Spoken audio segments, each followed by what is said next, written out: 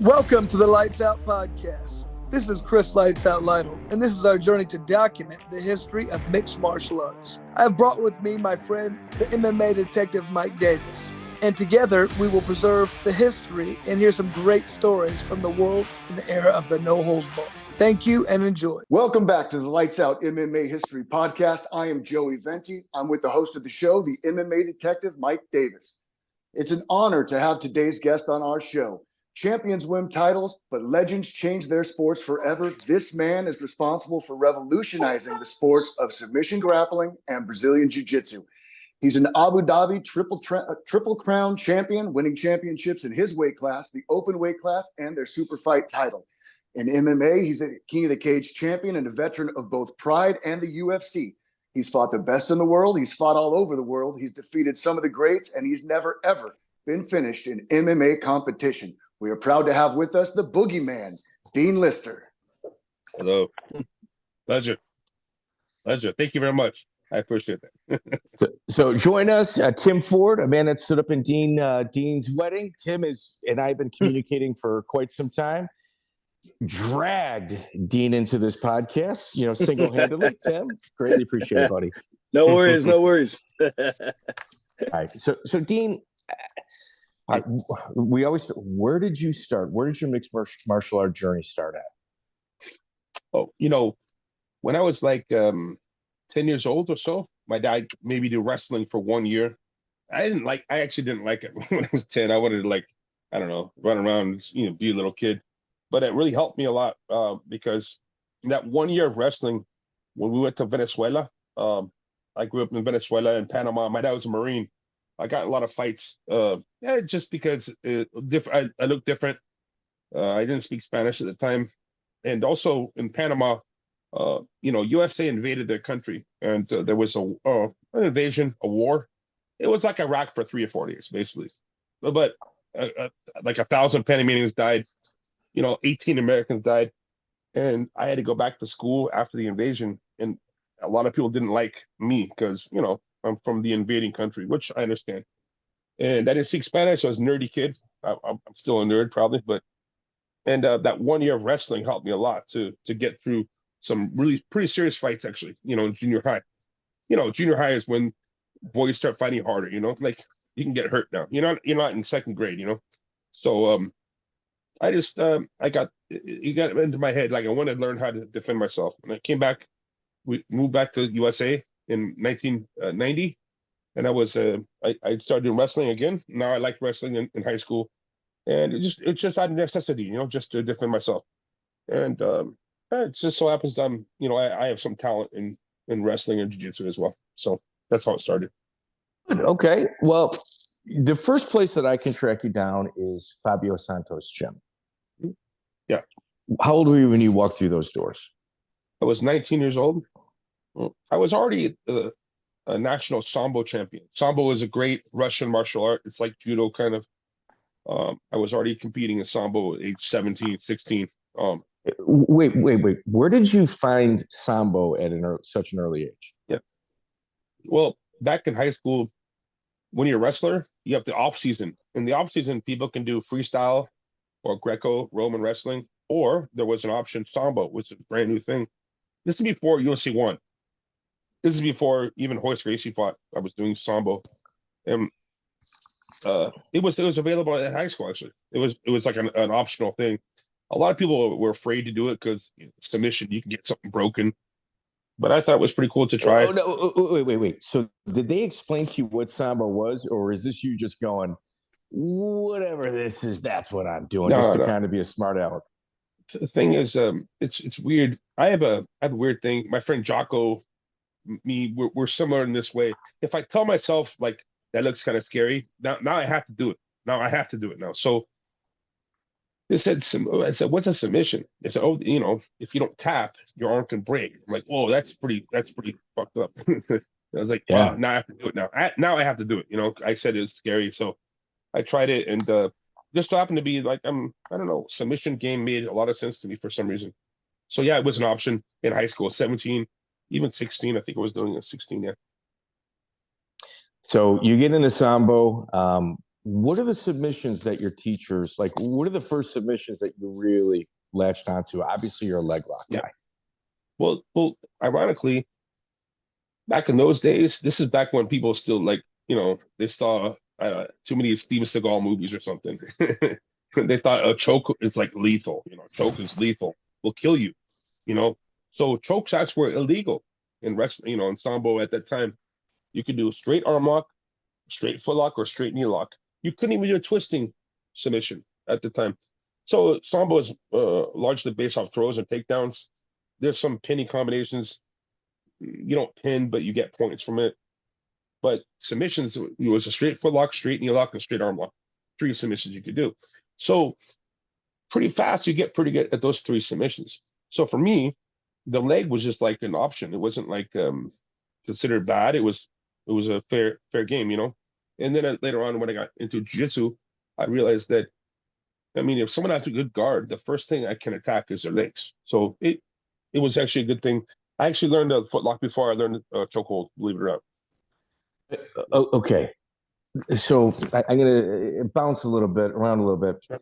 On your Wikipedia, it says that you're a black belt in Luta Livre. Did you learn leg locks through Luta Livre, or did you learn them in Sambo? What happened? Sambo. What happened was I was 2011. It was I won Abu Dhabi again. So me and Marcelo Garcia were the only 2 people in history who we won after 8 years, meaning 2003 and 2011. That's completely different athletes now. It's completely different. 2 generations. It's changed. And if you win on that time spectrum, it's like not normal. And I won. And the thing is, Professor Daniel Dedane from Brazil, he actually sent a message. He said, Dean, in Portuguese. He said, hey, Portuguese. He said, you're just like a Luta Livre guy, the way you attack the legs. I said, thank you very much, Professor. And the next day he said, you are now a black belt in the Luta Livre. He gave it to me over the internet. And the thing is, it's a very flattering thing. I don't know if I deserve it, but I'm not gonna. It's a legend. It's like, one of the Gracies of jiu-jitsu. He is one of the higher up guys, legends of Luta Livre. So it's a flattering thing. I don't know if I deserve it, but I got it because of my willingness to attack the legs. Absolutely flattering. Because I couldn't find anything on it. I'm glad you explained it. Fabio Santos, how would you describe your time at that gym? Oh, Fabio, we're good right now. We had a time we were not on good terms, but he really did help me a lot. He showed me some very solid principles. It's also how I met my friends, Jeffrey Higgs and Jocko Winnie. These are my really good friends. I met them, through Fabio. We all were training together. It was a very intense, positive training environment, and Fabio was very strict. So it was good, but we had some differences of opinion because he was very traditional. He thought leg locks were, no, he wasn't against leg locks. He didn't like no gi. He liked only gi. He thought like no gi is bad. And the thing is, when I was fighting in Japan and UFC eventually in King of the Cage, you don't want to wear a gi in there. Matter of fact, UFC, you cannot wear a gi. Pride, if you wear a gi, think about it. When you have a gi on, that's your opponent's weapon. You're wearing your opponent's weapon. And if your opponent has a gi on, well, then he's wearing your weapon as well. So why would I wear my opponent's weapon, and if he doesn't have the gi on himself, it's unfair. So I just realized I want to do more no-gi. I always liked gi, but I wanted to do more no-gi because it was more fight realistic at the time, So we had a little separation, parting of ways, but that's the past. I will say this, just to kind of quantify it. At the time you're doing jiu-jitsu and you're starting to compete at higher levels, 2003, obviously, formidable year for yourself.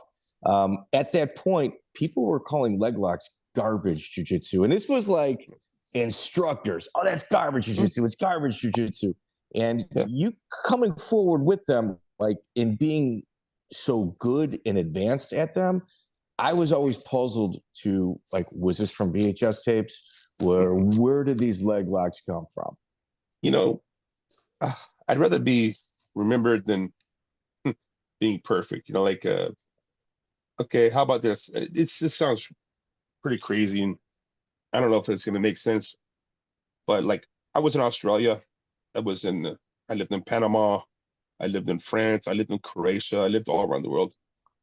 And like the niche or the place a squirrel has in nature, the place the eagle has in nature, the place the raccoon has in nature. Every animal in every let's say every country has their own type of animal that fills these little spots. Well, I realized, like, look at arm locks, okay, chokes, they all work, but this animal was missing. This part of the ecosystem was missing, the leg locks. No, I mean, they were it was being done, but it wasn't being done at a replicable level where it was not working at like the world level. It was some, oh, he went by foot lock every once in a while, but I made a system where I was like, I imagine, like, it sounds crazy, but like, what's missing in this ecosystem? It's the eagle, or it's the otter, or it's the bear, or whatever it is. Every country, every place in the world has their own animals that fill all these little spots. And I looked at kickboxing, and kickboxing, punches hurt, kicks hurt, of course, knees hurt, but the scary thing in kickboxing is elbows. A lot of people are like, elbows don't train, they're dangerous. In wrestling, throws are scary. I mean, a lot of people don't do throws because they're dangerous. But I always thought it would be cool to learn how to stop throws. It would be cool to learn how to stop elbows and leg locks, because they were so misunderstood and scary for most people. It's like a mental tactic. I just wanted to learn them, and I came up with a system that really worked. It worked at the highest level. And matter of fact, I think I'm the first person to ever get a submission at the absolute. Oh. Yeah, the absolute in Abu Dhabi, it was always by 1 point or 2 points. I got a submission in 3 minutes. I beat a very tough guy. And it's a replicable system. It's something I could do over and over and over again. I did it in 2003 and 2011. The same stuff I did, it worked over these kind of years. So I always looked at, like, it's not like it's a dirty thing. It's just something that was missing in nature. There was an animal was missing in nature, and I was that, I put that in place in some way. Make sense? Well, it does, but I think to the level that you've done leg locks, Joey, do you know of any examples, or why don't you give us your example that we talked about earlier in regards to his leg lock game? Well, John Danaher is credited with changing the game, and Dean Lister is the man that he credits with inspiring him to master the leg lock game. I mean, it forced jiu-jitsu guys across the board to either adapt or become obsolete. I mean, I was deep in jiu-jitsu at this time. I saw the transformation. It was a huge transformation that you inspired. Oh, thank you. Yeah, I guess I've always had a pretty good imagination. I mean, it could be good, it could be bad. The thing with John Danaher, it was in the year 2000, and we were at Renzo Gracie's academy, and we had some philosophical discussions. I have all kinds of stories about Renzo, and very welcoming environment. I was staying with Matt Serra for like 2 weeks, just training. That's awesome. And one night, yeah, John Danaher, he didn't say it in a bad way. He didn't go like, "Hey, what's up?" He said like, "Hey, like leg locks, like, why is that your thing? Like, what's up?" And I said, "Well, yeah, that's half the body. Like, why would you ignore 50% of the human body?" And he looked like this, and looked away like this. Like, I hit him. At the time, I didn't realize it, but he looked away like this. I got him. He looked away like this, and like it hit him. So it's pretty cool. He gave me some credit. He didn't have to do it, actually. He could just say it was all his idea. But he's honorable man. Of course, he's a great coach. He's a very smart guy. And the thing is, if someone has an idea, maybe if other people can learn from it, maybe people who are smarter than me can learn from it, and maybe they can. Already it's happening. Leg locks they're very complex now, and the game is really gone off the charts now. So it was just an idea I had, and I'm glad it worked. I had some faith and a belief in it, and it worked out. I'm very fortunate. Who was your biggest influence in regards to leg locks? What leg locks was a guy named Jerry Matsumoto. He passed away. He was my Sambo coach, and he was like, he was my freestyle coach also in wrestling. He was a really good coach. He passed away. He had lung cancer. He died. but he's the first person who got me into submissions in general. You know, even before I went to see Fabio. Fabio would probably overall, like my overall coach. Oh, my friend Jocko. Like Jocko will say I'm his coach, but probably more my coach, to be honest. I get him his black belt, but he's probably helped me more than you know, than I've helped him, you know. So it could be Jocko as far as like a life coach, or someone who's always in my corner. Fabio overall is like official coach. But the first guy who got me into submissions was Jerry Matsumoto. And yeah, he taught foot locking. He was living in Russia. He was, you know, he had some legit stuff that he learned. It was originally from Sambo. That's how I got the idea about legs. I'm gonna be honest with you. I thought maybe you wandered over to Judo Gene or Goker school, and you just kind of walked away with funny. something. Yeah. I faced them in competition, and first time I met Gene LaBelle, he's like, "Hey, son," I'm like 18 years old, 19 years old. He goes, "Hey, you're walking barefoot, you're gonna get colds," you know. he wasn't yelling at me, but he was trying to like, "Hey, put your socks on, you know, you're gonna get cold." And I got sick that same night. Actually, he was right. But yeah, there was it's funny, like back in those days, 95, 96, 97, around this time, I faced a guy named Karo. And Karo is I think it's a pretty common Armenian name. Now, Karo Parisian was the friend of the big Karo, Karo. They're from LA, the Armenian guys. And they were tough guys, judo guys, but they did leg locks. These guys were tough. I fought this guy named Karo, and he took me down. He got 2 points, and he went for my foot. Almost broke my foot. I escaped. And I beat him like 18-2. I mean, I won, but the guy was very tough. I broke his arm. I cracked his jaw with it. I choked him. His jaw was cracking. He wouldn't tap. Just a tough guy. And so I won, and I'm super tired. And my coach Fabio went to go-kart. Go-kart Jiu-Jitsu was, I don't know why, they did not like each other. And my coach Fabio went, "Fuck you." Can I curse here? Can I curse here? Yes, he went, yes. "F you," right to Go-Kart's face. And Go-Kart was like, "What the fuck, man?" And then there was like, I don't know, 20 Armenians, you know, and there's like 1,000 Brazilians. And Brazilians are like, Jiu-Jitsu over my match because I beat this tough guy. And then Carl Parisian had a match against, I think it was Roger Gracie. Oh, it was Manny Gambarian. This is. Oh, that's right. This is July. My bad. That's right. That was yeah. That's right. It was Manny. Carlos' cousin. Close enough. So yeah, July 1997. Joe Moreira International Open Jiu-Jitsu. Exactly. It was at like Jiu-Jitsu Junction, Burns Event Center. Yep. Go ahead. Tell us what there happened. We go. No, you're right. It was my match and his match were controversial because the thing is, all the Brazilian refs were a little bit partial to Brazilians, you know, but the Armenian guys are very tough.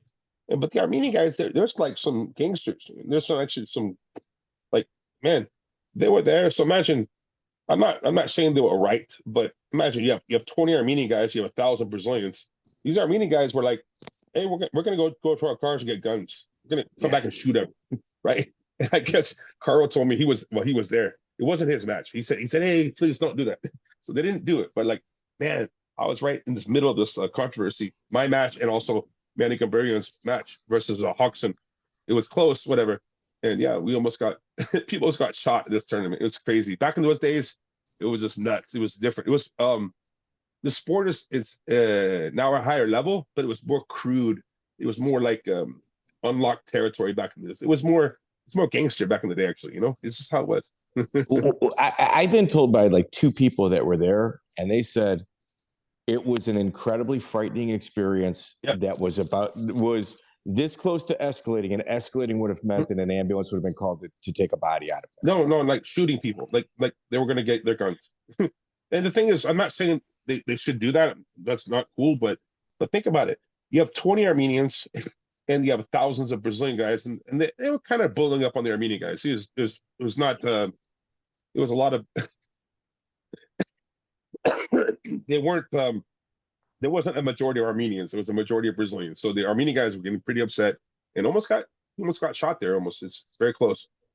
My experience with Armenians, very cool, calm, collected, always reasonable, never emotional, nor do they get too far out of pocket.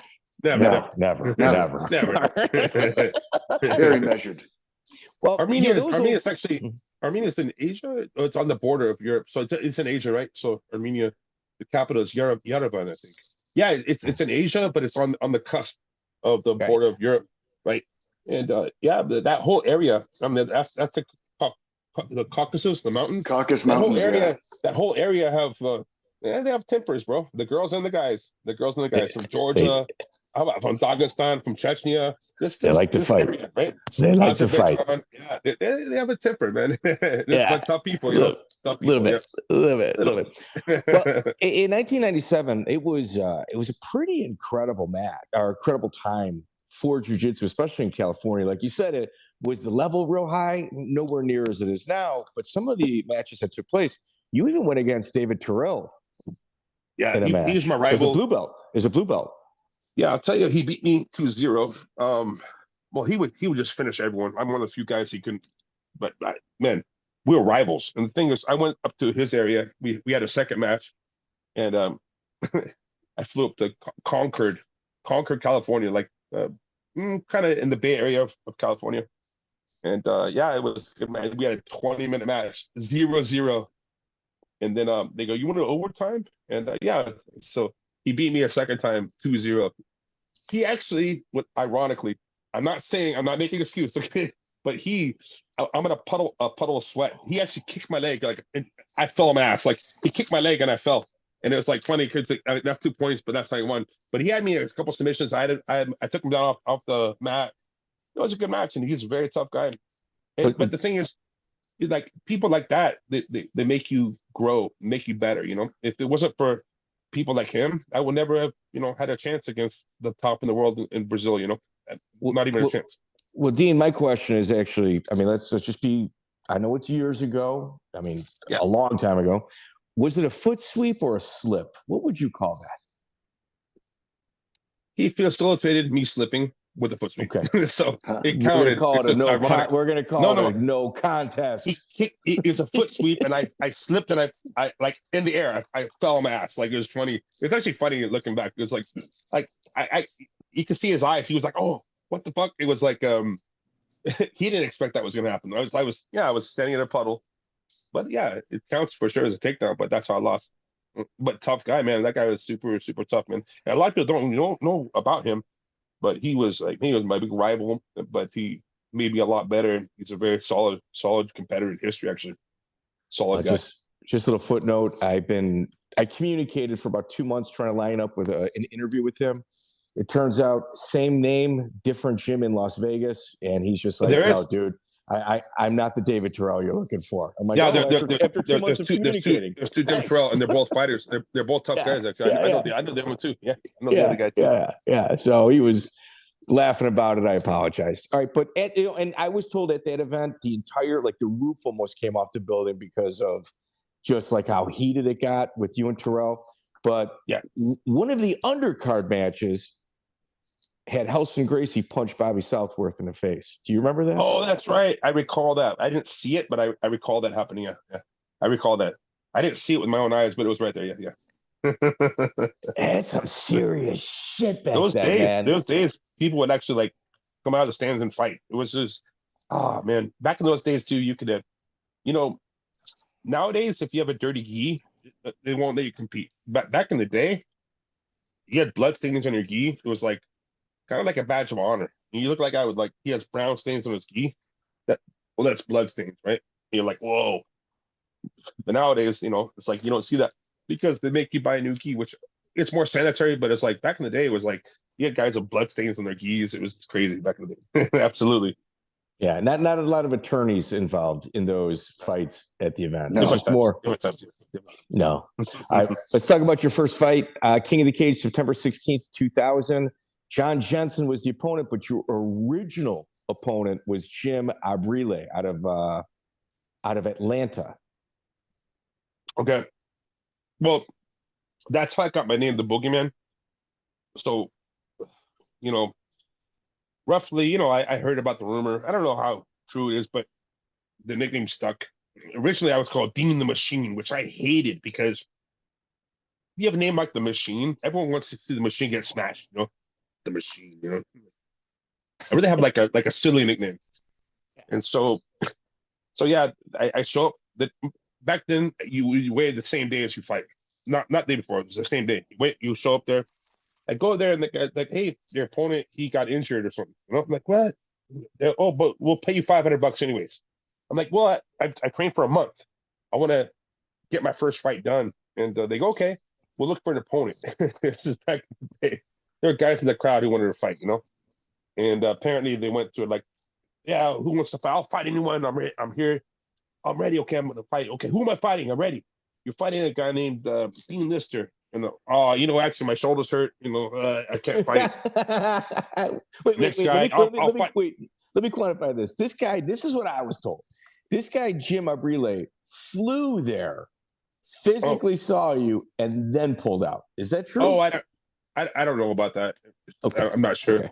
Okay. But that's the story. Is like they try to find like 1, 2, 3, 4, 5 people said, "Yeah, I'll fight anyone." Oh, not doing this, though. And then the rumor is like finally the 6th guy was John Jenson. He said, "Okay, I'll fight him." And he was actually like retiring. He didn't want to fight anymore, but he's, "I'll fight him." And I got him in a knee lock. It was my first fight. It was good, you know. And I didn't even punch him one time. He didn't punch me at all. It was like no one got punched. I got a knee lock, you know. It was a cool day. Now the other guy, I'm not sure. That could be just a rumor. But that's how I got my name Boogeyman, because apparently I scared people. I'm not saying about the opponent.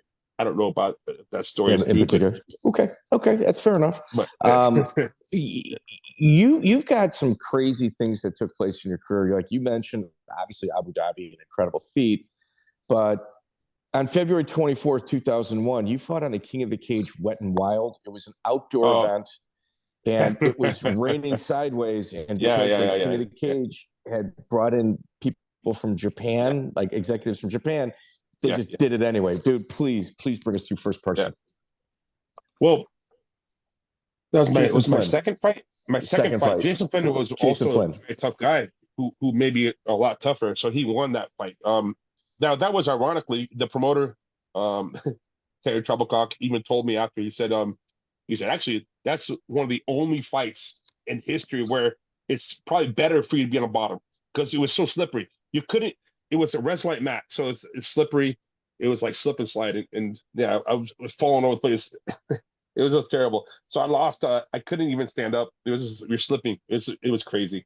And then plus there's blood. You know, you slip everywhere. It's just nuts. I lost that fight. It was close. I got one judge gave to me to get to him. It was close, but that one lost. And also Flynn. Oh, we're friends now. We're good. Like he was. I'm in his guard and he was blowing kisses at me, like that. That it pissed me off. Really upset me. I didn't like him at the time. He's a friend now. I really think he's an awesome guy now, but at the time it really pissed me off. So I was like, I need to fight the guy again, you know. But that was like one of those people in life that, you know, tough person. He was like, I think he was 10-0 and all 10 submissions before he fought me. You know, he's a tough guy. He's from Idaho, from Boise, or he's from Twin Falls. Man, maybe tougher, man. Maybe tougher. And I rematched him. I don't know, a year later as well. So it was a crazy fight. Joey, first-hand account on your end? I was at Wet and Wild. I was in the second row for that event. Larry Landless was my first coach. So our whole crew rolled out to that one. And yeah, he was a tough guy, but man, those fights just should not have taken place. It wasn't a little bit of rain. I mean, like I was standing like ankle deep in water at the second row watching that thing. But they could not cancel the event because they had flown Pride guys out to compete. It was a really big push for the event. But you even had his back at one point, I think. But I think so. But slipped off because of the rain, you know? Yeah, he's a tough guy, man. You know, the thing is, you know, each of my I'm not some wise guy, but you know, I tell my students, like, your opponent is your greatest teacher, you know. You know, I've had opponents that if I didn't fight them, I would never have got to a level after, you know. Really tough guys like Jacen. It was very tough. Yeah, tough guy. He also was hitting me pretty hard as well. Very solid fighter. Joey, you recall that he was a Militich Fighting Systems opponent. That was the word backstage anyway. Militich was in his corner. The second fight, he was in his corner. Militich was in his corner the second fight. First fight, I don't recall. He was definitely legit. I think his career ended at like 12-2, something like that. A very solid fighter. Yeah. Oh yeah. Well, actually, I broke his arm in the second match, and hopefully that's not the reason. But he had a great coach. His coach was named Dean Heileman. Hellman. I don't want to say his name wrong, but he had a real good, tough coach. And the coach got cancer, passed away. But then I broke his arm in the second fight, but I broke it really bad, like with Kimura, I broke it. And he's just so tough, And the thing is, it's weird, like especially fighters from East Europe. I fought like guys from Armenia, like Eastern, that area. Let's say they're maybe too tough. Where by the time they're 30, because they don't like tapping into submissions, they can't fight anymore. They're all just broken. Their body's broken, So I don't know if that's what happened, but he overly tough. He wouldn't tap anything, and it was a broken arm, unfortunately for him. Tough guy, though, for sure, absolutely. Right after that, you did the Abu Dhabi qualifier. Yes. Yeah. Where was that at? There's very little information on that. That was early 2003 or late 2002. No, 2000. I got 2001. Oh, okay. No, I went to Abu Dhabi. I competed in Abu Dhabi. It was actually okay. In Abu Dhabi. I went there for the tournament. You didn't have a qualifier for that? No. I was invited by the prince. Okay. Big honor. Back then too, they had you line up by your country. So there were like, I don't know, 15 Americans. We were behind, all these girls, like teenage girls had these like flags. You line up behind your country. That was such a huge honor. I was there. Yeah. Okay, so we're talking April 11th, 2001 was the Abu Dhabi in Abu Dhabi. How do you get the invite done? This is pre-qualifier. Okay. Yeah, 2003 I had to do the qualifier because it got a lot bigger and more famous. A guy named Jerry Costa, he's friends. He knows all these big wigs from Abu Dhabi, and he said, "Hey, I'll get invite." And just invited me. I was purple belt, so I just got invited. Just off of reference. That's all. And I went there. I had faced the Japanese champion. I beat him by choke. I got him in a rear naked choke. And the second match was Ricardo Almeida. Wait. And, I lost my points. So Maser Asu Yano, you beat Yano, Matsutatsu Yano. Yep, you beat him. Yeah, you beat him. So you're purple belt. Some would argue that a little early for you to be there, but probably I agree. But I was invited, so I went. And and before that, I went to Brazil. I was training with top team. I was training with these guys.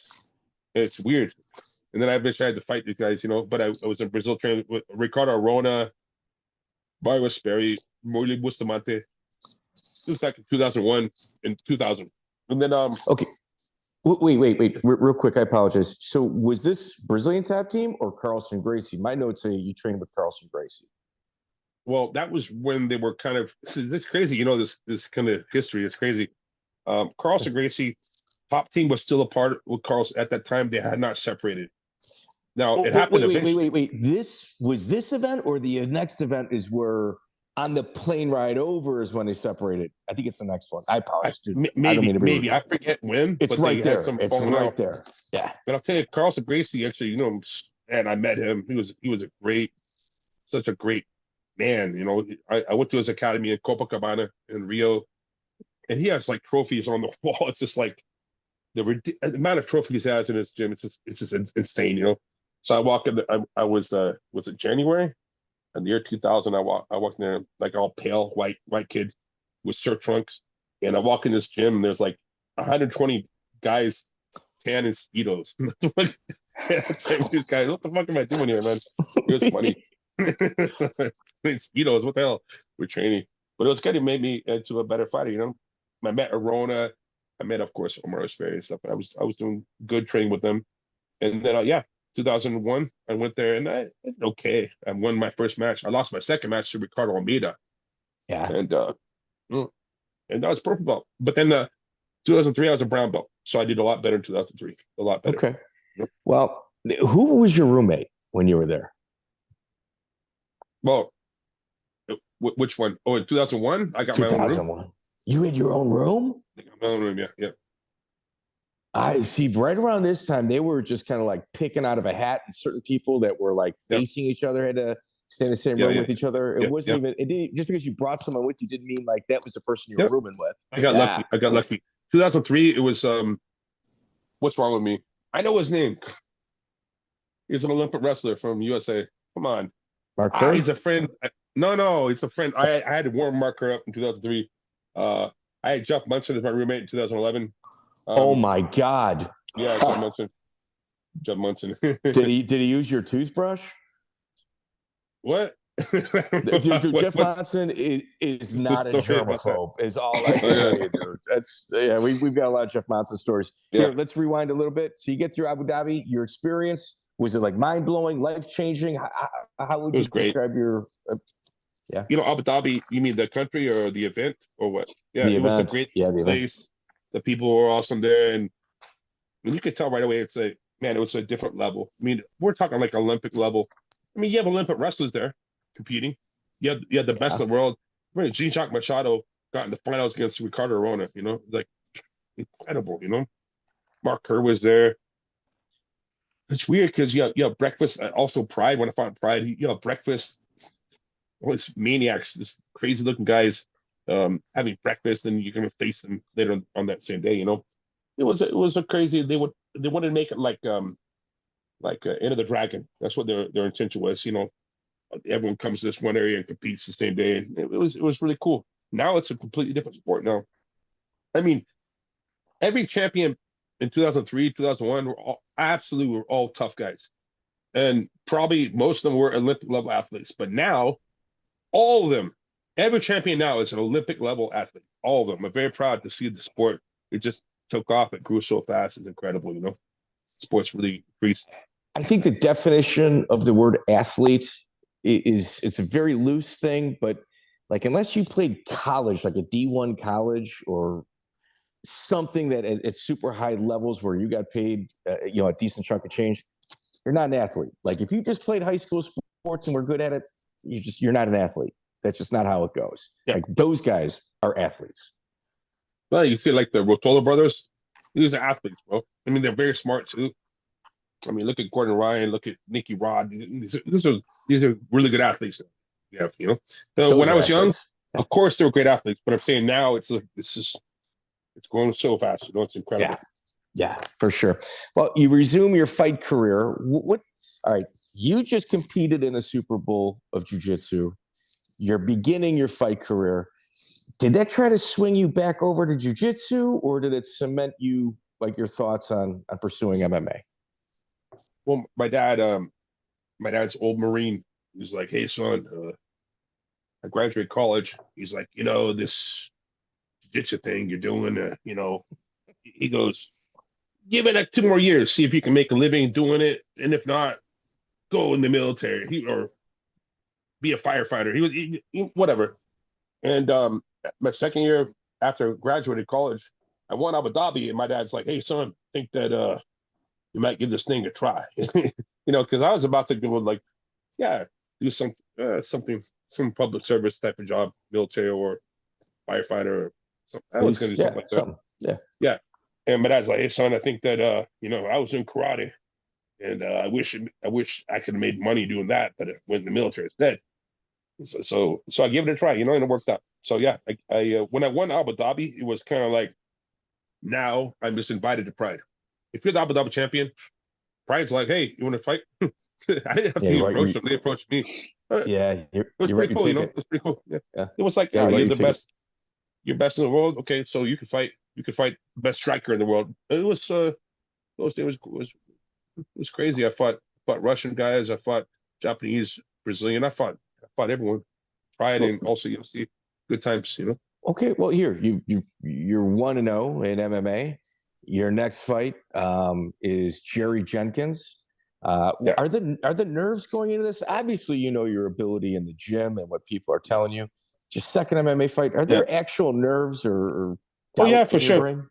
And the thing is, it wasn't as refined. Now it's like people combine the punches and the grappling together. Back then, it was like boxing and wrestling, and how you put them together. So for me, it was kind of like I would black out until I grab the guy. Like I would grab him, and now I know where I'm at. Like I have to grab the guy. I don't even recall stand on my feet, exchanging punches. I'll grab the guy. I have to grab the guy because I wasn't really very proficient at striking. Now I actually understand all the principles, man. I wish I knew now. Back then, I'd be so much better. But it takes some time to get experience. It's But your at the third, time, third fight, heel hook. Like you're finishing people too. Yeah, and I always like to be a finisher. I don't like to. I don't even feel if I win by a point. I don't even feel I won. I feel like it's a tie. I feel that. And by the way, if I lose by a point, I mean, not like I don't care, but like I don't think I really lost. It's like whatever, Okay, whatever. A point. But I feel like if I win by submission, then I won. If I don't win by submission, I don't feel like I won in a way. So I don't know. I have like, ironically, Marcel Garcia. He's like a little bit higher than me in history, I think by 3% or something. But I'm second in history in Abu Dhabi of, let's say, highest submission rate. I think it's like 80% submission rate or something like that. And in Abu Dhabi, it's pretty good, I guess. And Marcel is a little higher than me. But I always felt like, yeah, if I win by a point, and I don't feel I actually won. I think it's a W. If I win by a point, it's a W. It's not a win. By the way, if I lose by a point, it's an L. It's not a real loss. It's like whatever. If I lose by submission, okay, I can learn a lot from that. Yeah, I lost. Okay, so I was chasing submission for sure. Jerry Jenkins, you win by heel hook. You get a rematch for Jason Flynn. You win by Kimura. So you're finished. You're finishing people, and after that, this is when Dean Lister knows how to sell tickets, and he's got people moving them for him because that's really important for King of the Cage. They give you a title fight against Brendan Seguin. Yeah, tough guy.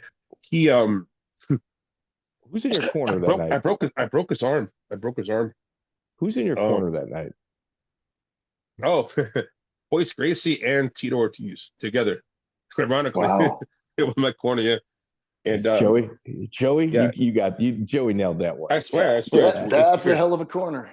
Yeah, Roger Gracie and Tito were in my corner, and Jocko was there too. Jocko was there too. So I had three tough guys. And that guy was very tough. He was like, I don't know if he was Michigan State All-American wrestler. He was a wrestler from Michigan. And his coach, James Lee, I had to fight in the future. Tough guys from Michigan, but fought these guys. And undefeated. He's undefeated as well. Yeah. Yeah.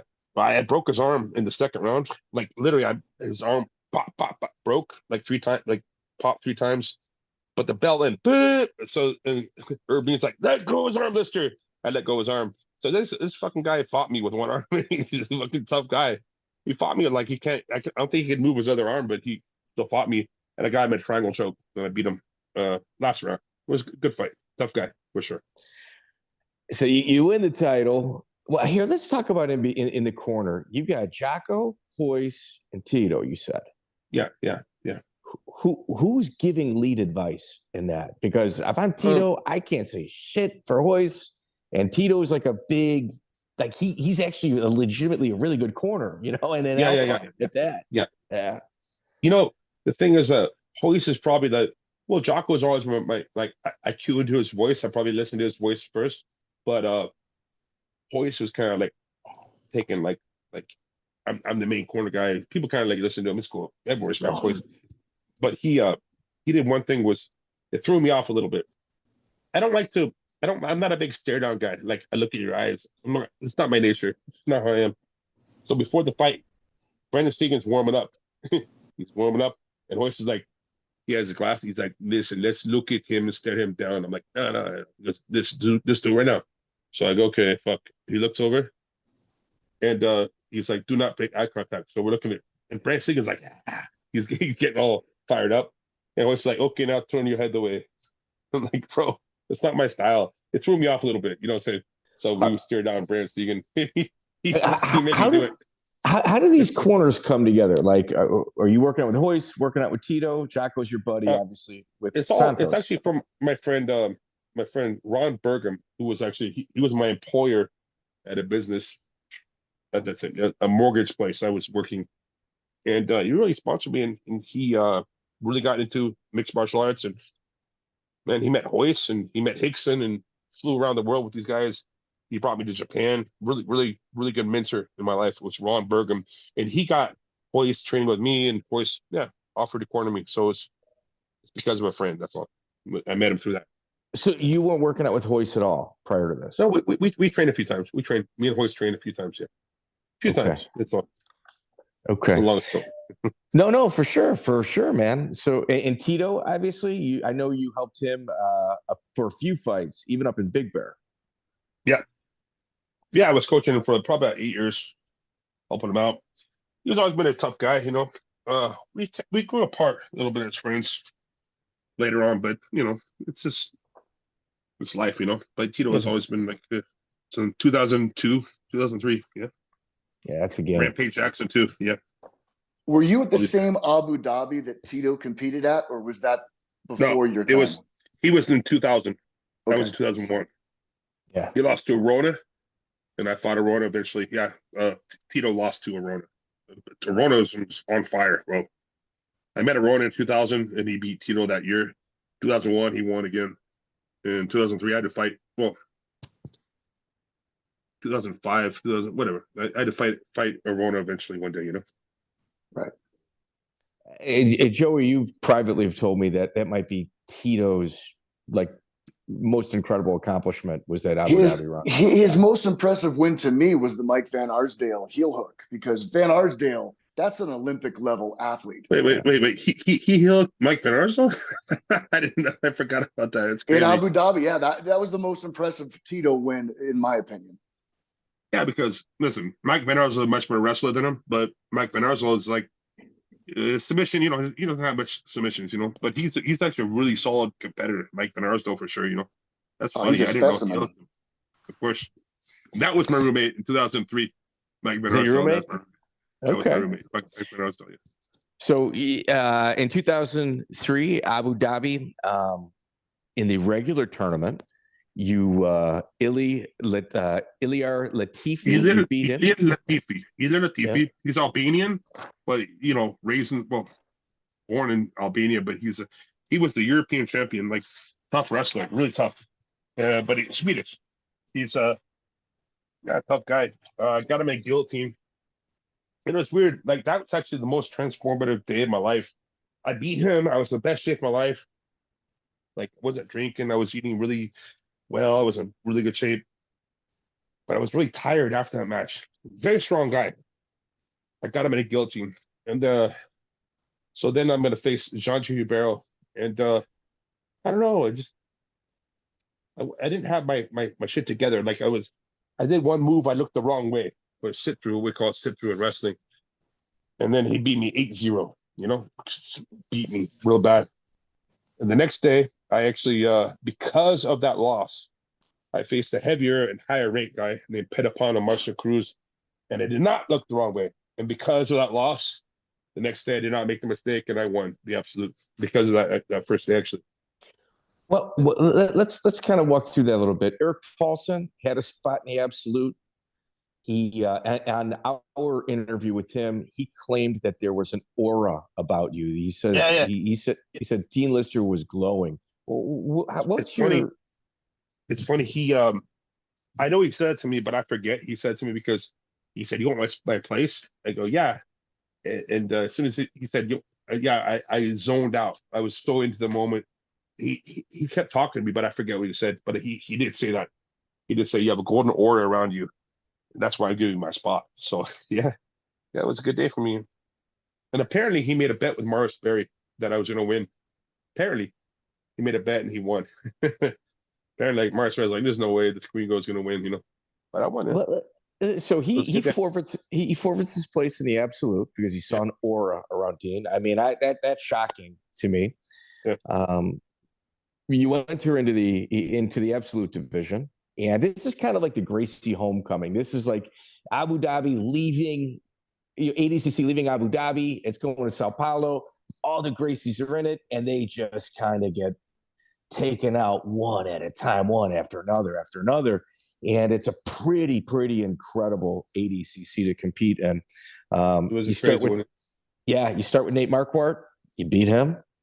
No, very tough guy, you know. Very tough guy. I tricked him. He of course, incredible. He grabbed my head. I kind of gave it to him, and I got his arm, and I got a Kimura on him, you know. And it was like a triple attack that no one was really doing. So it was one of my secret moves that, you can't really train to stop unless you've seen it before. And then the second match was Saulo Ribeiro, who was in the Hall of Fame. Incredible. He even did a seminar at my gym, like in the 90s. Ended up, learning from that guy. And I got him in a straight knee lock, I got him there. And then my third match was Pechipano. Rocky Bullwinkle, the cartoon? Of course. Yeah. The moose, that's Petapano. So his name is, he looks like a moose. That's the joke. His name Petapano. Was that Bullwinkle or Rocky? Which one's the moose?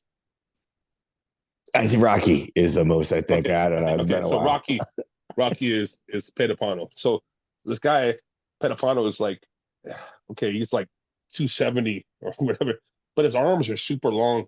It's like it's a very kind of awkward type of build to handle, but very tough. He was the Bushesha of that day.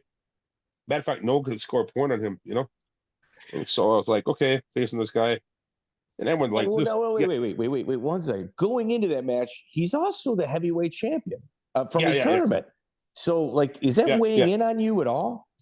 Well, I don't know why. Like, for some reason, the more that someone says this guy's tough, I would tell myself, not like, I would say, would it be cool if I could beat him? It's not like I'm going to beat him. I'm going to beat him. No. Wouldn't it be cool, Wouldn't it be cool if I could, get 1 point on this guy, And I kept that in mind. So as soon as he's choking me, I'm like, wouldn't it be cool if I escaped this? Like, it wasn't like I have to escape this. Wouldn't it be cool? It would be pretty cool, wouldn't it? It would be pretty cool. So while on television in Brazil, and he's choking me, and I look at the screen, because the screen, it was like in the stadium. The screen was like size of a wall, like I don't know, 10 foot by 10, 20 foot by 20 foot. It was a screen. It shows my face, and I'm looking at myself like this, and it shows his face, and he's like, he's making fun of me, like he's choking me. He's like, he's making fun of me. He's choking me, and it shows my face, and it shows his face, and then, but after like 3 minutes, his face, he wasn't making fun of me anymore. He was like, he was confused, like how is this gringo not tapping, And I could see in his eyes, he was like doubting him, like, what the hell? He's not tapping? This is impossible. And I beat him because I was like, it would be pretty cool if I escaped this, And I did that. So it was a good day. That was because I did not look the wrong way. I beat him because of the first day I made the wrong mistake, and the second day I did not make the wrong mistake. It was a good day for me, actually.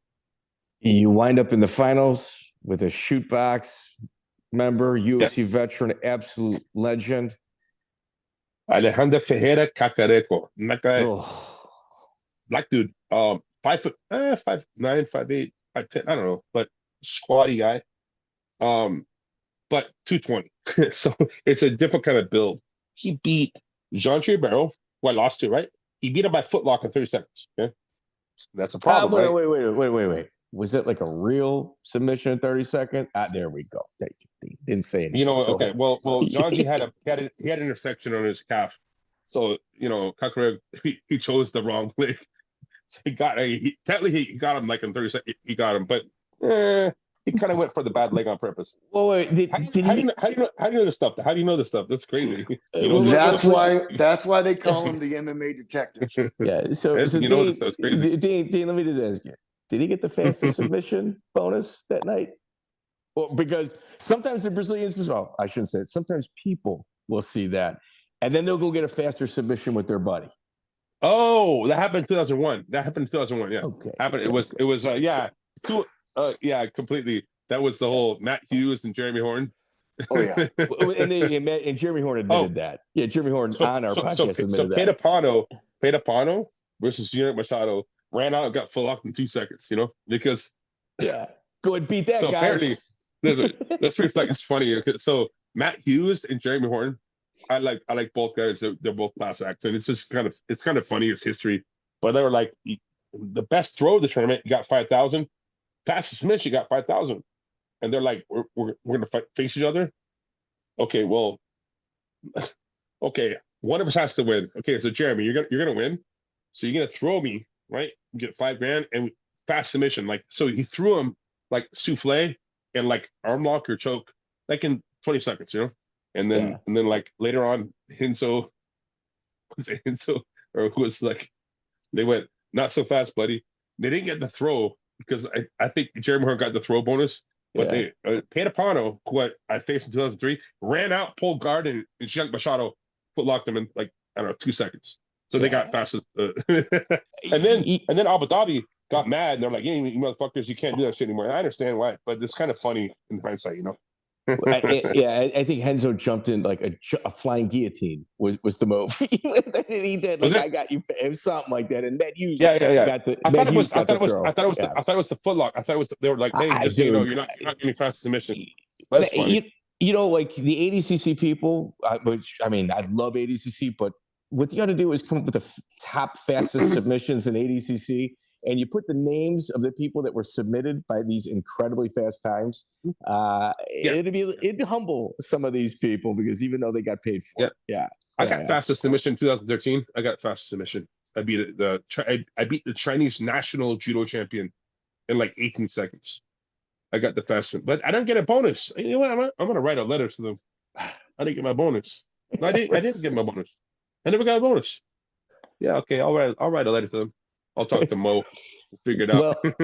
well, Brian Sleeman was an incredibly game opponent. I mean, if you watch Brian Sleeman versus Chris Leben, it's on UFC Fight Pass. Oh, they fought? Dude, it's one of the greatest fights. Joey, would you mind describing what took place in that? I know this isn't your fight, Joey. What is it? You remember Sleeman versus Leben when the audience was chanting, let them fight after Leben kept low blowing Leben, where he had to knock him out twice. Oh my God. Yes. Yeah. Okay. It's the reason we have a commission now. Yes. Yeah. I remember that fight. Yeah. He was game for sure. Yeah. So Brian Sleeman. Yeah. Go ahead. Double arm bar. Yeah. The thing is that people were booing because it was the main event. And he's very good, but I'm not going to play his game, exchange punches. I kicked him in the body one time. I threw him. I ended up on bottom. I threw him, but I still put him in the bottom. I got both arms. He tapped, but people in the crowd were like, what the fuck? They couldn't understand why he tapped, but it was a double arm lock, it's weird. Yeah. But it worked, double arm lock. You could break both arms. It's pretty effective, It was a good day. Good day. Yeah. You wind up James Lee, you win by armbar again, but then you've got one fight left on your King of the Cage contract. Yeah. You go up a weight class to fight Jeremy Horn. Yeah. Walk us through that. Well, thing is, once again, that's another fighter who helped me grow a lot. It was like my 6th fight or something. It was his 136th fight. So he had a lot of experience. Yeah. And we fought. He was tough. Took him down, and he had me like in a triangle. And I was like, he can't finish me. Now I should have escaped it, but I was not trying to show off, but I was like, watch this, he can't finish me. But he cut me with an elbow. Like, oh man, my mistake. I got a little cocky. He cut me real bad. But he hit me. I think I don't know if he studied the human anatomy, but he had a vein. And so blood, it was all over the place. Like we're slipping in my blood. It sounds like this kind of stuff sounds like it's like not even a real story, but it's just really happened. He cut me really bad, and now blood was in my eyes. And if blood is in your eyes, it stings. It's not like it's not comfortable. It's not like water. It's thicker than water, of course, blood, but can't see. It's blurry. So it's hard to get out of your eye. It's hard to get out. Once it's covering, it's hard to get in my off. eyeballs. I can't see and blurry. So I lost by one judge. It was a good fight. I'm not saying I won. It was a close fight, but yeah, he won. And I lost. I actually lost enough blood in that match to where I got weak. I'm not saying I was gonna die, but I'm saying I noticed like fatigue. Like trust me, I was bleeding a lot. Like a lot. You had a vein, bro. It was streaming out like a faucet. It was terrible. Actually, at that time, it was probably one of the bloodiest fights in history. At that time, now there's been other fights who eclipsed mine, but I'm saying at that time was one of the bloodiest ever. And what I really enjoyed when this fight was going down were like the weigh-in pictures. So you see one guy, Dean, just chiseled out. You look like an action figure, like a movie star. And then on the other side, you got Jeremy Horn, and it looks like he just got off the couch. Yeah. Yeah. That's a Gumby, they call him. Gumby, yeah. And he was a solid fighter. He had a lot of fight experience, and it, and it helped me refine my style. And I faced him again in the future, and the results were different. But yeah, it was for people like that made me stronger overall. Yeah, he beat me. Yeah, it was hard. It was a hard loss. I got hit in the head a lot of times with elbows. I even have like this bump from Jeremy Horn. Let's see. That's from elbows. Yeah. Still, I was at that one. There. I was at that one too. It was in Saboba, and Dean's not exaggerating. There was a lot of blood. What's interesting is it was a title fight, but it wasn't a 5-round fight. They made it a 4-round fight for some reason. 4-round, which is weird. Yeah. And so it was like one judge gave it to me to give to him. It was a close fight, but yeah, I'm not saying I won. Why was it 4 rounds? I don't know. King of the Cage was new at doing title fights and doing it for a longer. They actually were allowing elbows and knees to head on the ground. So it was like not unified rules. It was like Pride rules plus UFC rules. You could do elbows to face. You could knees to face on the ground too, like Pride. It was like, yeah, they changed. They made, it's gangster, At the time, they were sending a lot of fighters to Pride. So I think they made the rules more similar because of that. They had like a relationship with Pride where they would send each other fighters. Yep, absolutely. Yep, that's how I got in Pride for sure. Yeah. Well, Jeremy Horn, like for instance, there's public respect and sentiment for that fighter, and it's very different oftentimes with locker room respect. And you ask any world champion where Jeremy Horn is on their locker room respect. If he's not number one, he's top 3. Right. He's very respected name, of course, and yeah, it's weird that you could have, let's say that fight was probably worth 20 fights of experience. You know what I'm saying?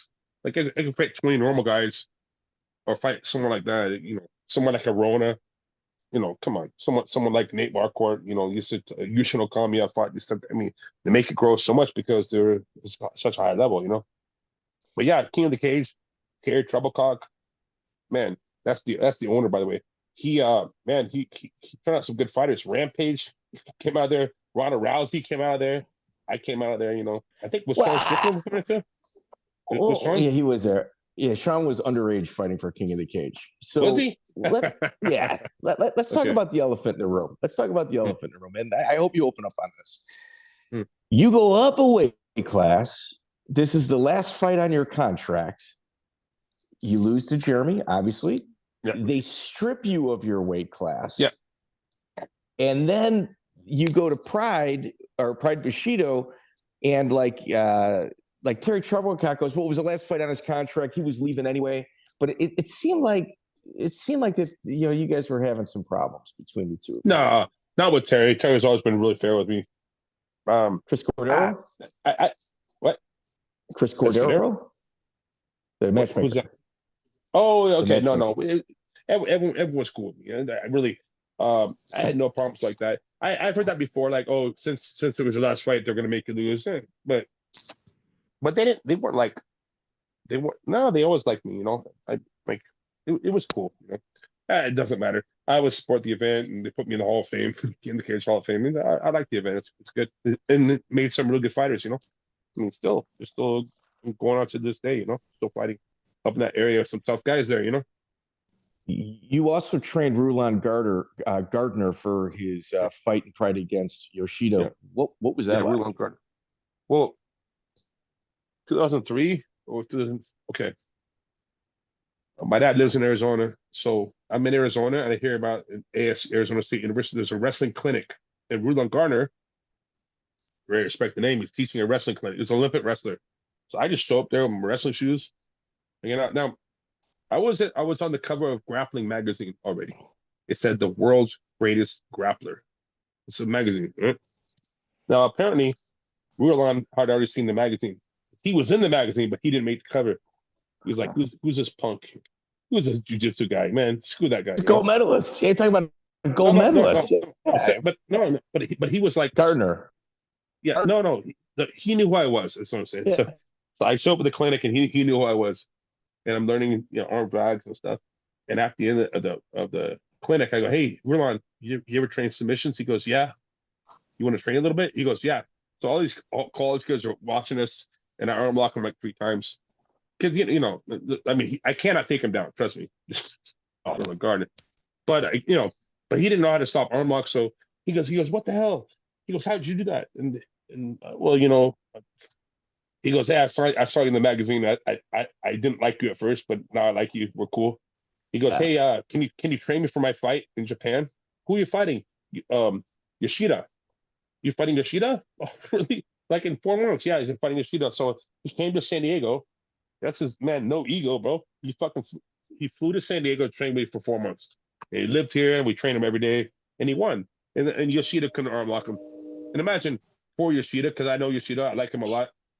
I like him a lot, man. I feel bad afterwards because imagine Relson Gardner. He's a 300-pound guy just hitting your face like this for 20 minutes. Your face is not the same, So yeah, Relson won that fight. Yeah, I coached him for that fight actually. Why do you think he never stuck with MMA?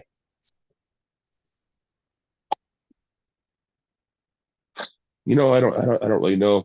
Is he just not built for it? Do you think? I went to his gym. He had a gym in Logan, Utah. I went up there. I did a seminar at his gym, and he was really trying to give back and help people out, local economy.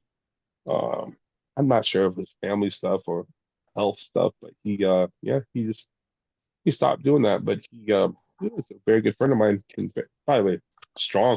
You can't push that guy anywhere. He's gonna push you. You know what I'm saying? Yeah, he's a solid guy though. Yeah.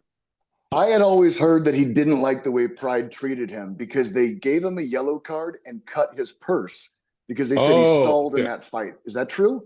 Yeah, I got yellow cards too. And it is kind of like subjective. Like, they can, for no reason, they can give you, and they take 10% of your fight money away. It is a little strange. Like, it's not like there's an official reason why, but yeah, I understand that. Makes sense. Huh. Yeah, forget about that. But that makes sense. I understand. Yeah. For those that want to be a dork, go read Relson's wiki. It's pretty interesting. He's got some interesting stuff going on. Pride Bushido, your entry into the Japanese fight game is a Russian mobster named Amar Suluev. He died. It sounds like, see, my stories sound like they're like bullshit, like sound that guy, bullshit, dude. This guy, he became a hitman. Yeah, he killed people, and he got stomach cancer in prison. He died. Bro. I fought this guy. I fought an actual guy who was a hitman, a Russian, like a Bond villain. Well, this guy, like, by all accounts, he's a serial killer. Like, he killed so many people. Like, he's 100% a serial killer. And it was one of those situations like, well, how gangster was Amar Suluev? It sounds like this is bullshit. Like, I fought a guy I fought a guy who became a hitman. Isn't that crazy? Yeah. But his nose is broken. His nose is broken like this. When I fought him, his nose is broken like that the whole time. Did he become a hitman, or was he already one at the time? We don't really know. I don't know. Well, I don't know. This is what I know. At this point, like, he got into the game as a money collector.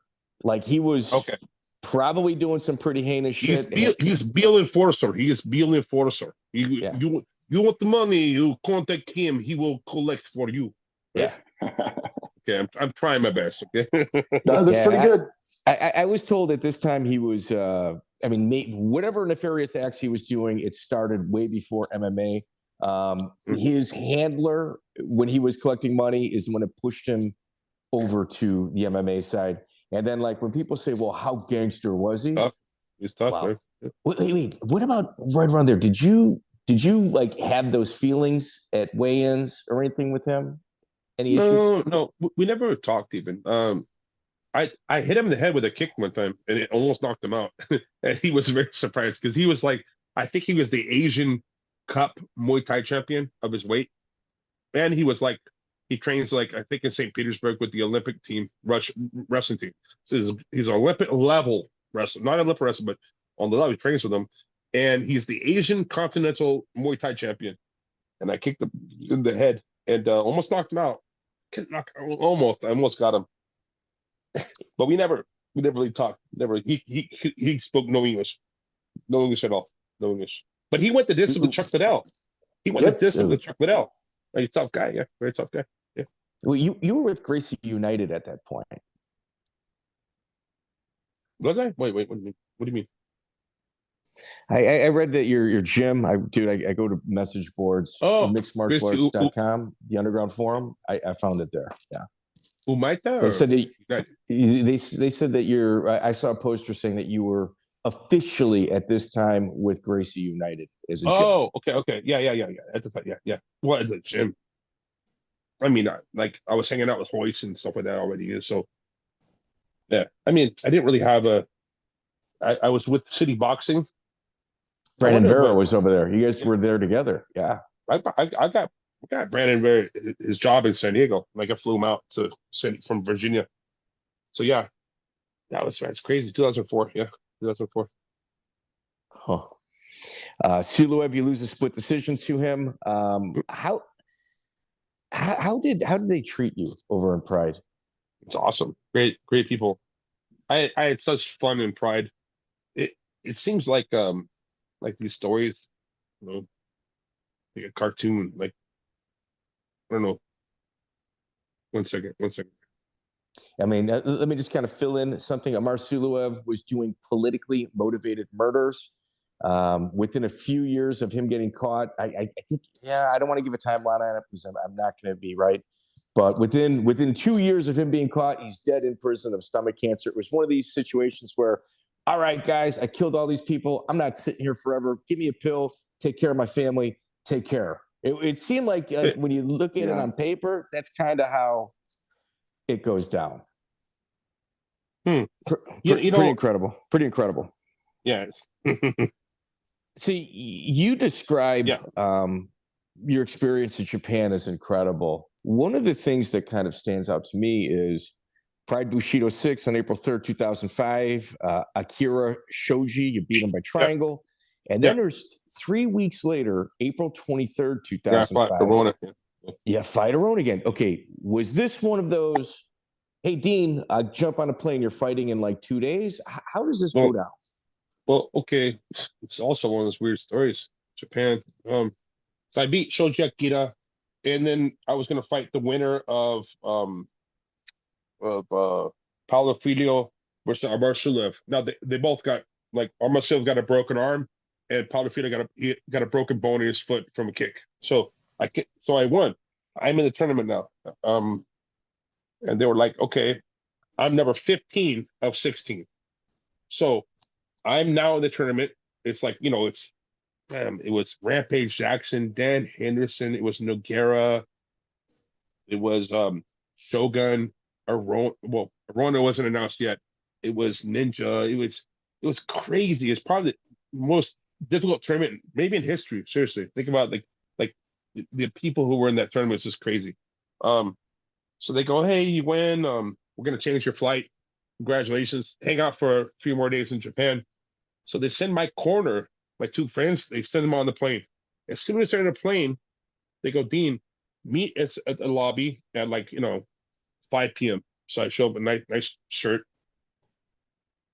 Elevator door opens, and it's Nakamura, who's a Pride fighter, and Fedor Emelianenko with his translator was in the elevator, and this one little Japanese guy with a key, for the elevator. I get in. Oh, hello, Fedor. Nice to meet you. He speaks no English, but very classy guy. And there's a guy with the key. We go to the top floor, and the door opens, and we're in the room now. It's like we're in the business room. We don't have to walk down a hallway. Walk in, and if I may interrupt, you also need that same key to go back down. So, you're kind of there. Yeah, I'm stuck there. Yeah. So I'm in this, and it's all Yakuza guys. Gangsters. No. And typically, Yakuza, I'll try to describe, they look normal, except for a lot of them will have one thing that stands out. Like one guy had these glasses. It had how do you say it? Like blinds, like like had little like I don't know. Different ways to Like see. from the 80s. Yeah. Yeah. No, it had like layers to his Like a blind, like shutters. yeah. It was like blinds. It was like that, but he had glasses on, and he had a feather on his glasses. So he looks like a normal Japanese guy because he's weird glasses on. This other guy had his fingernails that were like, I'm talking like as long as his fingers. The nails were super long, and he was like, he was wrapping his nails on the counter, on the table. I'm just saying, looking around, it's kind of weird scenario. Me and Fedor and his chancellor are the only non-Japanese people in the room. And I'm not Russian. I'm the only American there, sitting down. And I'm not gonna lie, most of the conversation for the hour was about Fedor because he broke his hand when the translator was talking. And finally they go, Dinista. I listen. And there was a woman speaking English. She goes, Dinista, we are now gonna talk about your opponent. I'm like, okay, my opponent in 3 weeks. I'm ready. And I hear, and you are gonna fight Ricardo Arona. I'm like, oh fuck, like that's my super fight in Abu Dhabi. I can't fight him in Pride. I can't fight him in Pride. I'm gonna face him in Abu Dhabi. And she went, are you sure you want to say that? I was like, yeah. Are you sure? Wait, let me put some context here. So this is like April 23rd, 2005. Abu Dhabi, which you've got a super fight with, is May 28th, 2005. So you're looking at like a month. Yeah. So this isn't like a huge time and space. So go ahead, Dean. I apologize. So they're absolutely trying to take away this one moment in history. It upset me. So I'm like, no, I can't fight him. And she went, okay, you sure? And she went, and I heard, like the guy. That's not good. He didn't like my response. And she goes, no, Dean Lister, you are a Pride fighter and you will fight who we say. And I go, oh fuck. I'm thinking like everyone's. By the way, that guy with the nails is like looking at you're about to be in a snuff film. Yeah, they got like a katana sword out. Like no one knows I'm here. No one knows where I'm at, bro. And my friends in the airplane by myself. And like, okay, no samurai sword got pulled out, but I'm saying I feel like that. It was like Kill Bill. It was like one of those weird. And this guy was like with the nails looking at me. The guy with the glasses, like took the glasses up like that. I'm like, fuck. I go, think quick, think fast, Lister. I go, yes, ma'am. I believe my personal Bushido, my personal code, my Bushido. I use this like I thought it was make a difference. My personal Bushido is I promised I would face him in Los Angeles and like in Abu Dhabi. Yeah, so I cannot face him because it goes against my personal code, my personal Bushido. And she went, are you sure you want to say this to him? So it's the head guy of Pride. And I go, yes. He goes, okay. And she goes, and I hear, I'm like, fuck. And she goes, no, you will fight who we tell you to fight. I'm like, okay. I couldn't really argue. I can't by myself in this room. Well, I mean, Dean, you could have just said, well, no, how about this guy? And just let him continue yelling back and forth. You know what I mean? It's not a healthy situation. You were about to go home with 9 fingers, I think. That's what would have happened. No. It's not like that. But you know that like angry older Japanese that voice? Angry older Japanese male. I'm like, fuck, man.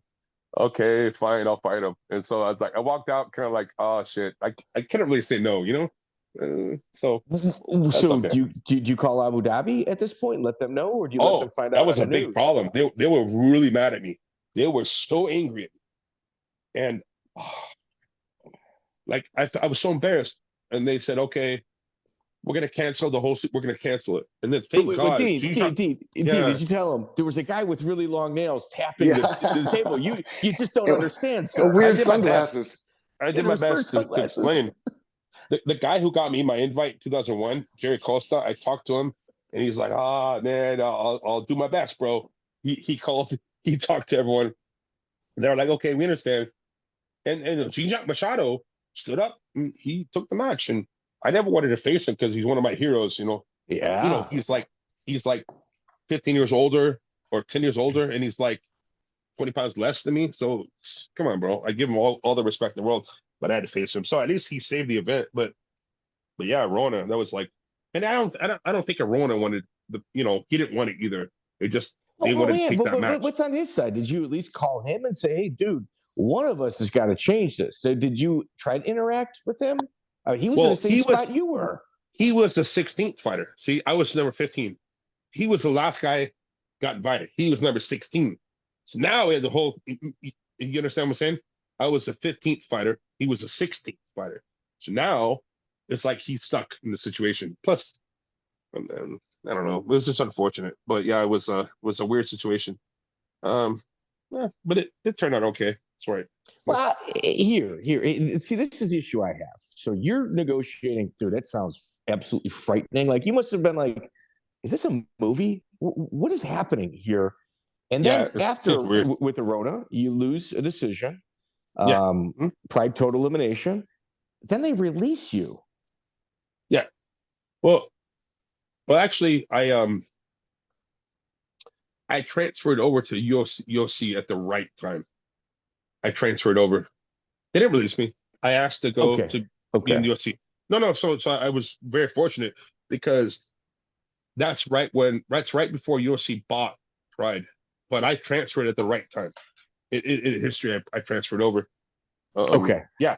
I was under the impression that you got released prior to it, but if you transferred over, you transferred over. No. I talked to UFC, and they came to the agreement, and then they released me and they sent me to UFC.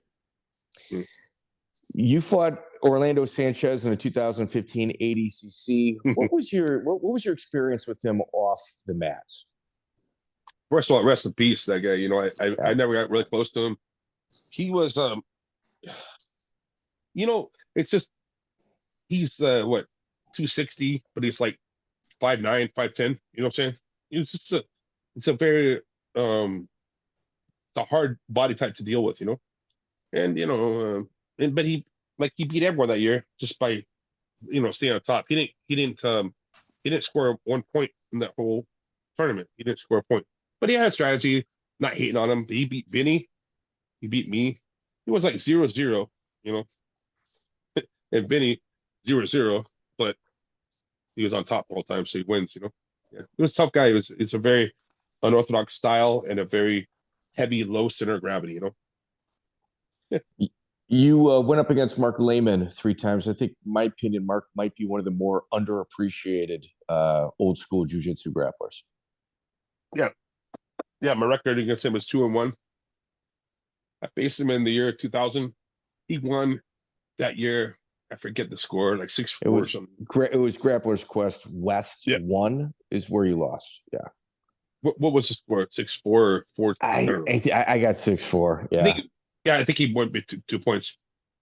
Then I faced him in North Carolina Pro and ADCC 2003. Yeah. It was 8-8 tie, but he had the more dominant position. But the fact is, like, he ran away from me the last round or the last 2 minutes. He ran away. So they gave it to me because he ran away.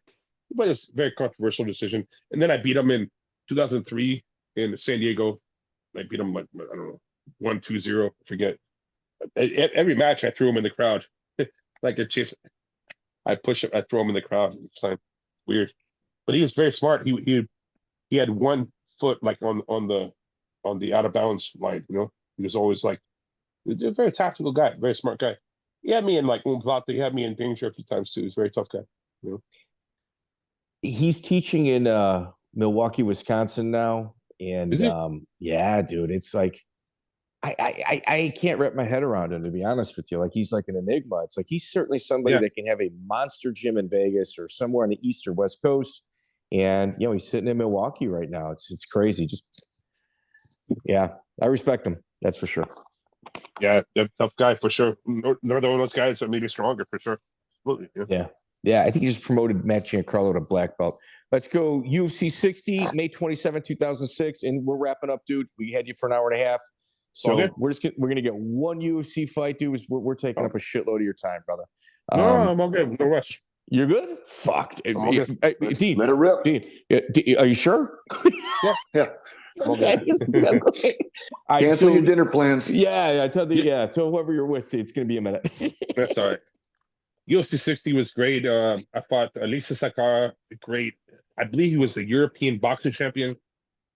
And his hands were like, have you seen that movie with Chris Tucker? Where he's like, which one of y'all kicked me? Yeah. I was like, I don't know which hand hit me in the head. I think it was his left hand. I was correct, but I was like, it's not a good sign when you're fighting someone. You don't know which hand hit you. It's not a good sign. So I had to take him to the ground. Now I pulled guard, but I got him in a triangle choke. Now I didn't know until afterwards, but supposedly they were trying to feed me to him. He was going to beat me and then fight Chuck Liddell afterwards. Like, that's what I heard. Yeah, okay. I heard that, and Alessio Sakara trained with the American top team. Like he was kind of like their next kind of secret weapon. Like he's one of the ringers that they brought him in. They brought him in as a secret because at this time they had not won a world title, and Dan Lambert was it's kind of like that ringer on the softball team. He's literally country hopping, looking for guys to get him a world title. Sakara was in that. Yeah. Yeah, he was training in Brazil for sure, and he played in American top team. I didn't know, but at that time he was with ATT. Guy. Yeah. He So there was supposedly, they're trying to, have him win, and then he's going to fight Chuck. By the way, Chuck Liddell has a better chin than him, but he has faster hands than Chuck. So it'll be an interesting fight. But Chuck has better wrestling as well, so I don't know. It'd be a good fight. Did you fight him at light heavyweight? Yeah. Did you? Okay. Yeah, and I got submission the night. It was a good day. It's funny, like then we go out afterwards, and I'm with like 5 guys in the shorts, and all the nightclubs are like, dude, come inside. I'm like, I have 5 guys in shorts, no problem. We're like a nice area of LA, no problem. Bring your friends in with flip flops. Just come in, and it's funny when you want to fight like you're famous, King for a day. Sometimes. Yeah, they'll bring girls over. Oh, we're gonna bring girls over to sit at your table. You want 2 bottles for free or 1 bottle? Or I'll take 2. No problem. Just hang out. Man. Well, here is the one real interesting side note about that fight. You used the rubber guard in the bout, but you had never trained with Eddie Bravo. At least I couldn't find it up until this point. Well, we've been friends for a long time. We thought about some similar things. He calls it London guard. I don't know why. The way I use it is not rubber. It's he calls it London guard. Probably because he got high in London when he thought of it. Probably. I don't know why. And but that's how I prefer to hold someone down. You can't get posture. You can't punch me in the face. That's what rubber guard does. You can't really posture to hit me in the face very well, I mean, if I don't pull you down, you can punch me in the face. So that's the main reason of the guard is to avoid damage in a fight. That's actually the main reason for the guard. So it was good. And I had my own way of doing it, and it works pretty well, yeah. Okay, so who were you working out with? Like, who were you practicing the rubber guard with? Because it definitely wasn't Eddie at this moment, at least that I could find. No, I've always done this. Like I said, Eddie calls it London guard. Someone has called it the Lister Loop guard, but I don't want to take credit. I think it was Sean Williams from New York. I think he was the first guy to actually do this version, which I was doing. I didn't learn it from him, but I think he did it before me. And it was really good. And the thing is, they have something very much in common with rubber guard because you can't get posture to hit, So it's really effective. And they have all kinds of triangle and umplatas from there, all kinds of good setups in that situation. Yeah, so it worked out for that day. It was a good day. Eddie was a mad scientist. It was like he, Joe Rogan, and Gerald Strebent. Like you had one chef, and then you got the other people adding ingredients. And Strebent and Rogan were the other 2 guys helping him kind of perfect his system. That's crazy. This world's so big, but so small, Yeah, it is wild. So you win in the UFC, you get your hand raised. Many, many, many people cannot say that. And you have a turnaround, Yuki Sasaki. It's like the Japan fighters are very, very difficult, and it's a different system. And it seems like a reoccurring theme in your life, throwing guys from that country at you. Well, tough guys, man. I'll tell you what, every country has tough guys, and Japan has a good fighting culture, you know. So I thought Yuka Sasaki, he was like, I think a 6'3" Japanese guy, tall Japanese guy. And he had Grabaka Gym 2012 and 2, yeah. legit. Yeah, he's a tough fighter for sure. We were exchanging. It's funny. It's one of the few fights where I actually just traded punches, punch. Like I punch him, he punched me, I punch him. Like we're so tired. I had him in a triangle choke, but he had one hand inside, so I couldn't choke him. And I had him in a triangle choke, and he was looking at me like, he was like, I know you can elbow me. I know you can, but don't do it. I was like, I have to. And he's like, please don't. But no. He didn't say this, but his eyes were saying this to me. Like, yeah. He's like, I know you can do it, but you don't have to. I'm like, I have to. So I threw an elbow. He was like, I fucking told you, like you don't have to do it. He's like, man, I'm not like, don't do it again. And I was like, oh, I felt so bad. Like his eyes he's like gonna be like, bro, please don't do it. Isn't it weird how you can have conversations literally without saying words? He was like, I don't speak Japanese, but I know what he meant. He was like, bro, you don't have to do it, bro. You don't really have to. And like, well, yeah, I have to. Come on, bro, really? Yeah. He was like, really? I thought we come to an agreement. And then my legs got tired. It was kind of embarrassing. I stood up and my legs were like noodles, and I threw a kick and it was like almost fell down. Threw a kick. It was just my legs were just worn out, just exhausted. Kind of embarrassing, but it was a good fight. Yeah, and I won. It was a tough guy for sure. Very tough guy. You were supposed to go do a grappling match with Roger Gracie May 4th, 2007. It was canceled. Yeah, and my biceps my biceps snapped. My tendon. You can see that scar? I don't know. Yeah. Yep. My bicep snapped. And I didn't know that was possible. But yeah, I threw an overhand right and it broke on someone's elbow like it snapped. So I don't practice? Yeah. It was sparring, yeah. And even when someone's like, hey Dean, you know what you could do? You could just don't tell anyone about the injury. You go out and you lose to Roger in the first 30 seconds. You get 10 grand. Because if you lose, you get 10 grand. I'm like, no, I can't do that. But I think that would be fucked up. And then I would never be invited back. And also that would be dishonorable. So I said, hey, I'm injured. They replaced me with John Olav Enemo from Norway. Savage. Yeah, so I could won that year. What? Well, did he win that year? That was the year he won, right? No. 2003 he won. Okay. 2007 he faced Roger because he beat Roger Gracie that year. He beat Roger Gracie. That's why. So they had him face Roger, but both tough guys. Roger's one of the few guys I never faced. It's weird. What was your opinion of his 2005 ADCC run, Roger Gracie? Roger? Yeah. I was kind of upset because I got 3 out of 4 by submission in the absolute was a record. Dude, no one's ever got 3 out of 4 guys in the submissions in the absolute. I'm the first guy. And he had to get 4 out of 4. Actually, he got 8 out of 8.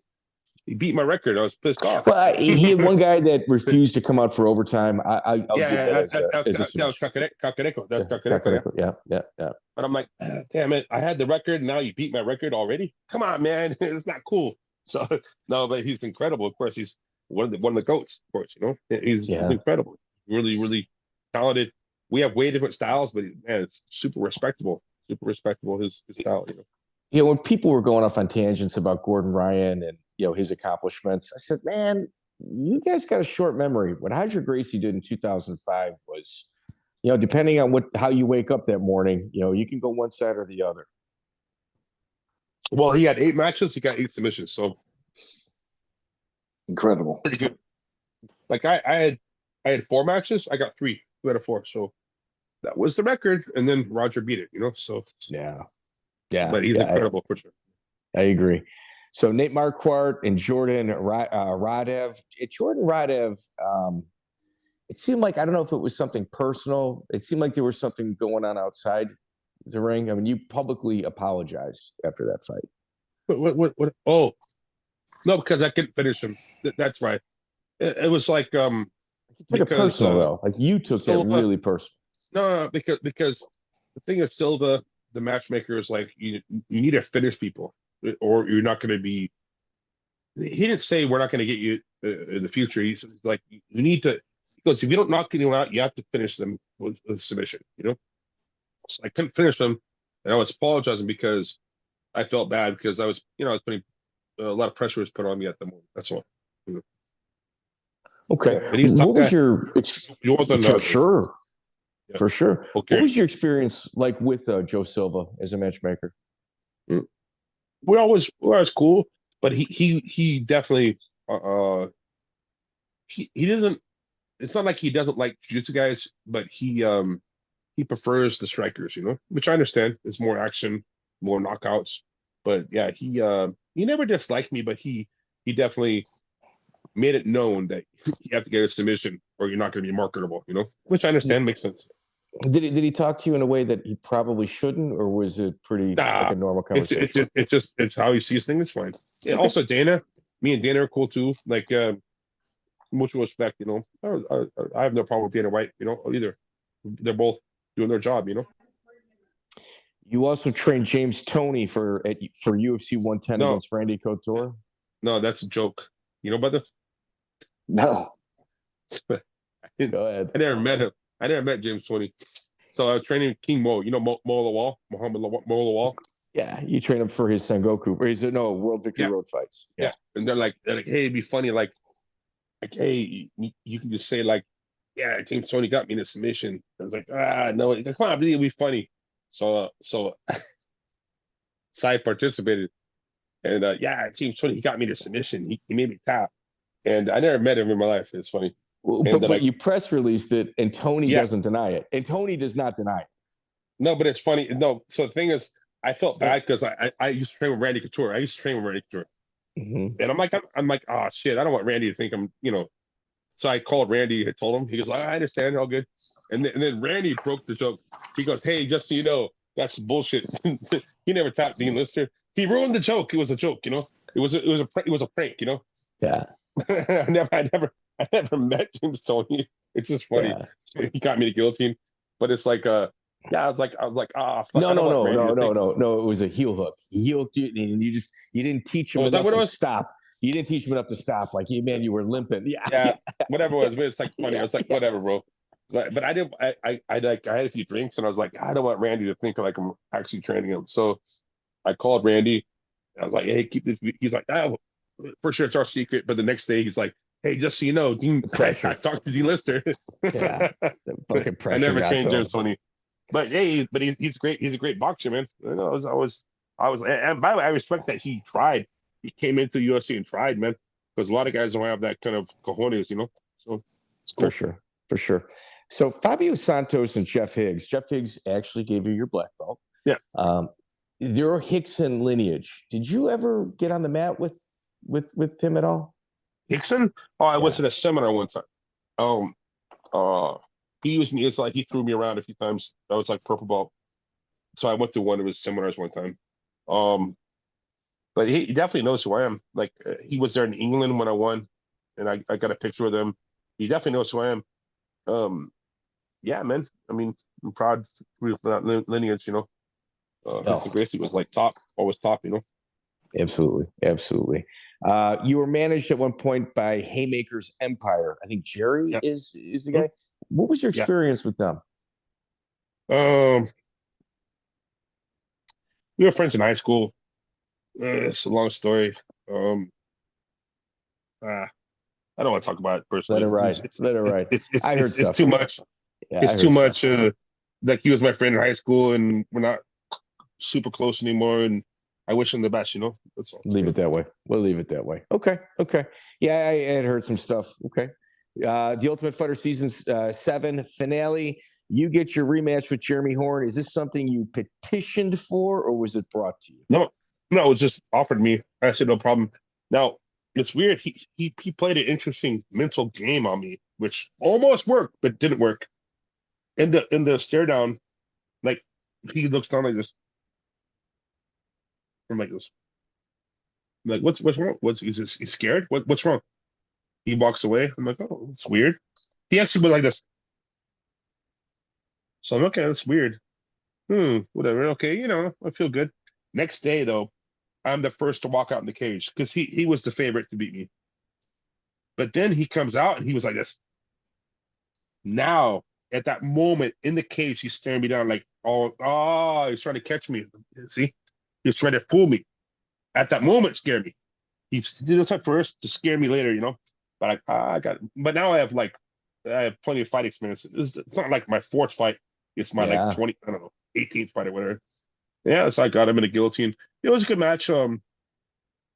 He was like, Lister can't strike, but I hit him with 3 punches and I stunned him, and I took him down. I got him in the guillotine. So it was one of those days. Like it was a good day, you know. And 2008, I believe. I think it was 2008. And then I was gonna fight. Yeah, 2008. Yes. I was gonna fight, and then they're like, hey, and Joe Silva was like, you're probably gonna fight Evan Tanner after. I was okay, and I saw Evan Tanner like that night. We talked, and I was like, hey, your beard's nicer than my beard. He's like, ha. And that's the last time I talked. You know, he died, unfortunately. Yeah. He died in the desert, very close to here, San Diego, like an hour from where I live right now. He died in the desert. So I wish I could have faced him. I wish he didn't pass away. He was actually a good person, you know, and I didn't know him super well, but our first name basis, of course, but I was his next opponent. Evan Tanner, I was going to be his next opponent. So yeah, rest in peace, brother. Rest in peace. Yeah, for sure. You know, just to kind of tie that up, Jeremy Horn at the time was 80, 17, and 5. And there's not a lot of fight fat on that record. Like there really is. Is it there? Yeah, but there's not a lot. And, but look at who he beat too. He fought Chuck Liddell, bro. He beat Chuck Liddell. He beat Chuck Liddell. I mean, dude, this guy's incredible, man. So imagine like the experience I get from even facing the first time. And even though I lost the first time, it made me so much better as a fighter. If I didn't face him the first time, I would not have beaten him the second time. No way, you know? So it's like, yeah, man, like I think if you're a martial artist, you get better each time you fight. If you win or lose, you get better each time. That's all it is, you know? Jeremy also cornered in about 50 world title fights where he was the architect for the game plan for the person in his corner. No, brilliant guy. For sure. In December 27, 2007, UFC 92, Yushin Okami is your opponent. There seems to be, and I asked you the Joe Silva question, you know, purely based on this. I'm not even going to lie to you. So you bumped from the main card to the prelim, and the winner of this fight was in a conversation to fight Anderson Silva. Yeah, the winner was going to fight Anderson Silva. It seemed like that there was a little conflict with you and the UFC brass. Oh, yeah. You know, even Dana White's like, hey, Dean has to do something cool because he's talented, but you know, like he didn't say anything bad. I don't know what exactly said. Like, yeah, they're not anti-grappler, but they need you to finish people if you grapple.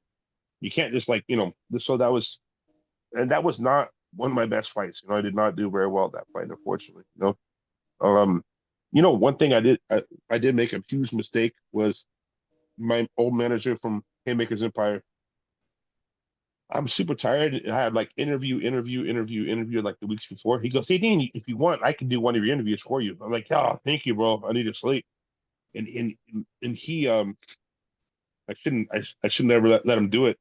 He did the interview for me, and it was like, I don't even care about Yushin Okami. I'm looking past him. I'm looking to fight Anderson Silva. I don't care about Yushin Okami. He's not even my level. I would never say stuff like that. He said things out of place. And it made me feel really bad, you know. And the Yushin Okami was like, "Oh, really? That's how Dean is? So he doesn't respect me?" And it was in the back of my head the whole time, like, "Oh, like I don't talk the way. I don't talk the way. I don't do that." And to this day, he probably thinks I'm a scumbag, you know, because I would never say that. I would never say that. To. I'm not a disrespectful person, you know. Yeah, I should never have let him do that, you know. But yeah, he actually did the interview for me, and he was like, "Yeah, I don't give a fuck about Yushin Okami. I'm looking for Anderson Silva. He's going to be easy fight. He's nothing," like that. I was like, fuck, really? Hey, you know what's crazy? You talk about head games, the stare down, you know, weigh-ins. Yep. You just did a head game against yourself in that. Because it did affect your performance. It did perfect. Yeah, no, completely. And the thing is, if I could do it all over again, it would be different. But I was like, dude, it's not how I am, you know? So I felt like bad, you know? I don't know. But it was tough guy. He was southpaw. and also I had a broken cheekbone walking into the fight. I broke my cheekbone. Walking into the fight? A fracture. No, like the week before, I broke my cheekbone. It got fractured right here, and I slipped a punch, but it hit me square with the 4-ounce gloves, and it fractured my cheekbone. So I had a big black eye going into the fight, and it was very, very. I'm talking like so painful to touch it, you know. So that was also a problem. I had a big black eye walking into the fight. We didn't spar very responsibly back then, to be honest. You know? Man, Dean, these are like my notes are preliminary notes. We're not even like really halfway through your career. It's incredibly interesting. Like it's like the twists and turns that you go through. Dude, you got ripped off by a promoter, cage contender promoter, Sean Ferguson. Like you gave the guy 2 years to pay you back, and you were like, yeah, now what? That's it. Like there's so much in your career that they're small as compared to like the highs that you've had. But man, are they interesting. Well, hopefully so. Hopefully people can learn from my mistakes too, you know, and not fall for the same mistakes, you know, hopefully. Are you still eating mushrooms? Oh, I like to. Not at the moment, but yeah, I like to microdose. Yeah, me too. Yeah, but I went with Brian Gumbel. I was on Real Sports, HBO Real Sports. It was crazy. I went almost. I thought I died. You know. That Real Sports episode. Yeah. Not only touched me, it allowed me to kind of understand what mushrooms were all about. Yeah. I have sent that thing to more people than anyone I know. It's unfortunate it's no longer on YouTube, but in terms of like influential things about psilocybin, that, in my opinion, is one of the strongest pieces I have ever seen in my life. Yeah. I think psilocybin is actually a really positive thing. Medicine, it's not. You shouldn't do it to get high. I mean, I guess you could, but it's like, man. I mean, people have been using that medicine for thousands and thousands of years, you know. So, yeah, I think it has a good impact if you do it correctly. You know? It's not like you can party with it and have fun with it, but it's disrespectful for what it is. It's called disrespecting the medicine. That's what it's called. Even marijuana, they're like, you know, marijuana is good, but you don't want to do it all the time. You know, it's like even alcohol. I drink too much probably sometimes, but even alcohol could be used in a responsible way. If you think about it, anything could be used in a responsible way. But yeah, it's called disrespecting or raping the medicine. That's what it's called, actually. Yeah. I think that's very important, man. DMT, all of that stuff. It's you don't go in there going, "Hey, look how crazy I am." You go in there saying, "Man, I need to do some soul searching." Yeah. I think it's good if you can have that, you know, in your forethought. You know. Absolutely. I agree. It's shocking that it's not legal. Well, California, no problem here. Are you guys decriminalizing California? Cops won't give a damn. I mean, unless you have like growing mushrooms in your basement or something. No, they won't care. Marijuana, they don't care. You worked out with Mirko Cro Cop. Yep. Yeah, I lived in Croatia. I was there for a while. Yeah. Dude, you got to walk us through that. That's one of my heroes, bro. Yeah, Cro Cop, he's an intense guy. Definitely, I consider him a friend. We kind of grew apart, but he's a solid guy, solid competitor, one of the best in history for sure. You know, so I was in Zagreb, that's the capital of Croatia for the Americans. I even speak Croatian a little bit. I was trying to learn it. It's a very hard language to learn. Why were you there for so long? I was there for like 2 months, then 1 month, and 3 weeks. You know, I went there like probably 15 times or 10 times probably. Yeah. What drew you there? What? Why? Yeah. Let's see. So Fabrício Verdun was this coach before, and Fabrício went back to Brazil. And forget how did they? No, they were looking. He was looking for a new coach. And who put me in touch with him? I forget. Well, I got in touch with him, and he said, "Yeah, come out, let's train." I went there, and he liked me, and we got along together. So, and plus, he has a gym under his house, so he has his own gym. So you go to his house twice a day, train him every day. twice a day, 5 days a week, 2 hour trainings. So we're training 4 hours a day, every day. Yeah, he's trains really hard. He works really hard. He deserves all his accolades. And did you corner him? Okay. Only one fight against Frank Mir. It was in Indianapolis. Corner him. Unfortunately, but he was not doing bad at all. But Frank Mir did not want to exchange punches with. But I don't blame him. But unfortunately, he ran into a knee, got knocked out. It was kind of like a fluke, kind of a random knee hit him in the head, knocked him out. But and dude, we're going to wrap up. But 2009, September 26th, ADCC was in Spain. They had tried to get you and Fedor to do a super fight with each other. That's what the rumor was. Yeah, I would have loved to. I would love to do it. I would love to have done it. Yeah, I would love to. Do you remember the conversations? No, I heard that before, but not they weren't really talking to me about it. It was like I heard that. I would have loved to do it because 2007 I had bicep surgery. So the thing is, 2005 I was the super fight champion, so I was still known. It's just he's a little older.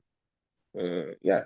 I would have loved to have done that match, but it didn't work out. So, but Fedor is absolutely badass, man. I always loved Fedor. I always loved his simple, his simple way of being and just being happy and training hard. I loved it. Always. Wait. And I don't mean to rewind on this. In that strange meeting in Japan where it was you and Fedor sitting in the same room, did his facial expression change at all, or did it just stay the same? No. And by the way, he shook my hand like a man, but he had a broken hand. But he's courteous, man. Courteous, a really courteous person. A real martial artist, a fighter and a real martial artist, a stellar person. Yeah. So when you're going back and forth with the Japanese and they're kind of getting loud and tapping, his demeanor did not change at all.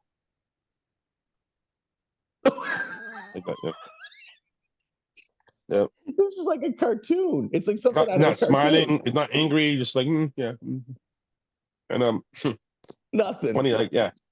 But it was so his translator was a white girl. He's white, and I white. Listen, there was no one else in the room except for Japanese people. So we're out of place. And it was just funny. That sounds like a made up story, about the nails. But yeah, Fedor's class act, man. I always liked him, man. Always liked him. And by the way, Mark Pavlich was on his team, the Red Devil team. Yeah, Red Devil Fight Club. Oh my God. Yeah. Red Devil team. Yeah. In 2009, you beat Andres Leister, and you go up against Glover Teixeira. That was shocking. That match was shocking. I had a front head and arm, and I went for an inside trip. That's not a good. Oh my God. And that's how I lost. Okay. I had him a front head and arm. I went for an inside trip from there. It just didn't work out. I fell down. He got on top. He won I think I don't know, -1-0. I'm not sure. But yeah. Glover Teixeira has good base. Is a Brazilian, he has good base. He wrestled. He was training with Chuck Liddell for many years, so he has a wrestling background, Yeah, John Hackelman. He was on the Brazilian national wrestling team. Yeah. Oh yeah. Tough guy, man. Absolutely. Well, Maximum Fighting Championship out in Canada. How was it dealing with Mark Pavlich? Very controversial promoter. That was my worst performance in my life. So I was kind of it's funny, you can tell a lot about a fighter, how they are, how they fight, but also you can see if they're going through something, and I was going through a lot at the moment. So basically, I hate to say this, but I basically pulled half guard the whole fight. Terrible. I don't know what I was thinking. It's weird. That was my worst performance ever. It was in Canada. Yeah. The thing, after that performance, Dean, I'm just going to be very direct in regards to this. People wrote you off. They wrote you off. Yeah. I was going through a lot of things. That was 2010, I believe. Yeah. Yes, but you pull into 2011 ADCC. Yeah, but I 2011 I went to a nightclub and I don't know the girl's name, but she goes, "Hey Dean, hey, this drink, these guys, maybe this drink at this table, I don't like how it tastes. I don't want to be rude. Can you drink it for me? I downed it. It was a cranberry vodka. It was a giant glass. At the end, it tasted like something salty. Like, pass out. Wait, where was this at? In San Diego. So someone, I guess, put something in her drink, her drink for her. Yeah, okay, I'll drink it for you, no problem. Wake up in the emergency room, and there's a priest standing over me, like I don't know, like I thought I died. And I wake up and I started laughing, and the priest got very angry. I didn't know there were priests at hospitals. I didn't know that. Priest, he walked away angry. Ah! I'm like, what the hell? Where am I at? I'm in the hospital. My friend was there next to me too, and I pissed my pants. It was embarrassing. But yeah, it was like GHB. I think it was a lot. Like, and yeah, I almost died. And for some reason, like, I don't know, I got my fighting spirit back like that week. I don't know, it's weird. I don't know what kind of deal I got with God. I don't know what it was, but like I went to England and I won. It's weird, like I beat the next crop of the best generation you could imagine. I beat them all. I beat Rodolfo Vieira, I beat Joao Assis, I beat Augusto Ferrari, who's now my friend. I beat the European champion, and I was 35, older. I mean, 35 isn't old, but it's old to be the Abu Dhabi champion. And so yeah, it's a near-death experience I had. And you say it's old to be an Abu Dhabi champion. That cemented you being in the Abu Dhabi Hall of Fame. Yeah, like you said, it's 2003. You win the absolute while kind of getting bounced out fairly quick in the first tournament. You kind of sneak your way into the absolute and you win it, beating the heavyweight champion. Then now we're talking 2011, completely different generation of grappler. Yeah, I came out of nowhere. And what's interesting, in 2003, people were like, who's this guy? We don't know. We know who he is a little bit, but he won. Whoa, surprise. But now, 2011, people are like, Dean's, he's done, bro.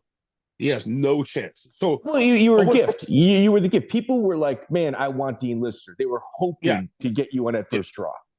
Yeah, but it would have been a mistake on that day. That day no one could beat me, bro.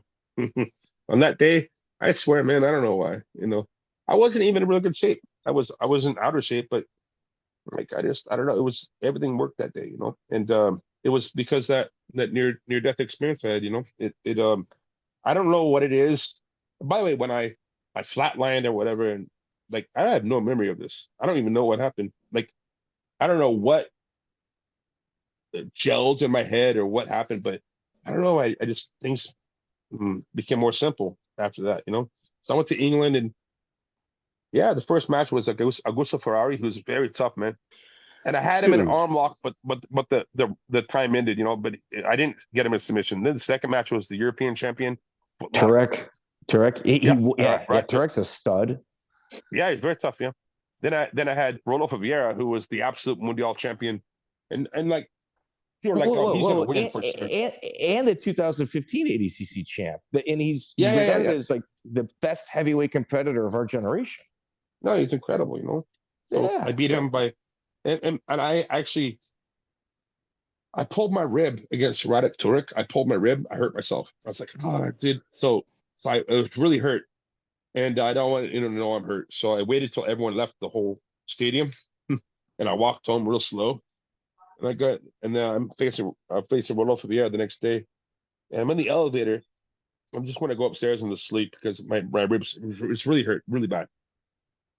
This little Scottish guy's like, hello there. You're facing, I can't do the fucking accent, British or Scottish, I can't do it. But he's like, you're facing Rodolfo Vieira tomorrow. Yeah. He goes, do you know how good that guy is? I go, I heard about him. No. Do you know how good he is? I'm like, get the fuck out. I had him get out of the elevator, get off this floor. I kicked him out. I don't know. He was trying to get my head for no reason. Next day, I don't know. I actually, I don't usually pray to God, but I was like, hey, Lord, hey, I hurt myself. If I can win my division, I promise I won't do the absolute. I promise. Okay. But if I don't win, I might hurt myself. Childish. But so I won my division, and I was like, they go, hey, you want to be in the absolute? I go, no, I made a promise. I can't go. I made a promise, so I didn't go. But I beat Joao Cease in the finals. But the 4-11 situation, I beat. What was that? All good. All good. All right. The 4-11 is how I beat Rodolfo Vieira. It was my trump card. I had that saved up for 10 years. That position, and because it was no one was doing it. It's called the honey hole. It's called saddle. It's called different things. But like I had that saved up for 10 years, and I used it against Rodolfo Vieira. It was my trump card. Imagine you have one card you can play one time to win a match, but you can't play it a second time. So I won because of it. It was a good day. Incredible. That's insane. My weird stories, man. That's nuts. Yeah. Joao Assis, black belt under Leo Vieira, checkmate. I mean, everyone doubted you, man. What was it like walking out of there? Oh, I mean, because people doubted me, it was better. 2003, I was younger, and it was the big thing, and I was that was cool. But 2011 was like holy like no one thought it was possible. Matter of fact, like the first guy I faced was Augusto Ferrari. I assumed wrongly that I was top 3 ranked. He was bottom 3 ranked. I was wrong. I was bottom 3 ranked. He was top 3 ranked. He was a tough guy. I'm like, so I won. I'm like, what the fuck? This guy was fucking hard. And then the other match, I was wrong. I made a mistake. No, he was ranked really high. And I beat him. People couldn't believe it. But he also, that guy, Augusto Ferrari, I mean, if it wasn't for him, like, I don't think I would have won, because he may be better, he may be better, stronger, so get my confidence up, it's good. I'm very blessed, In the Abu Dhabis that you obviously stood out in 2003, the Eddie Bravo, beats Hoyler. 2005, Hager's incredible run.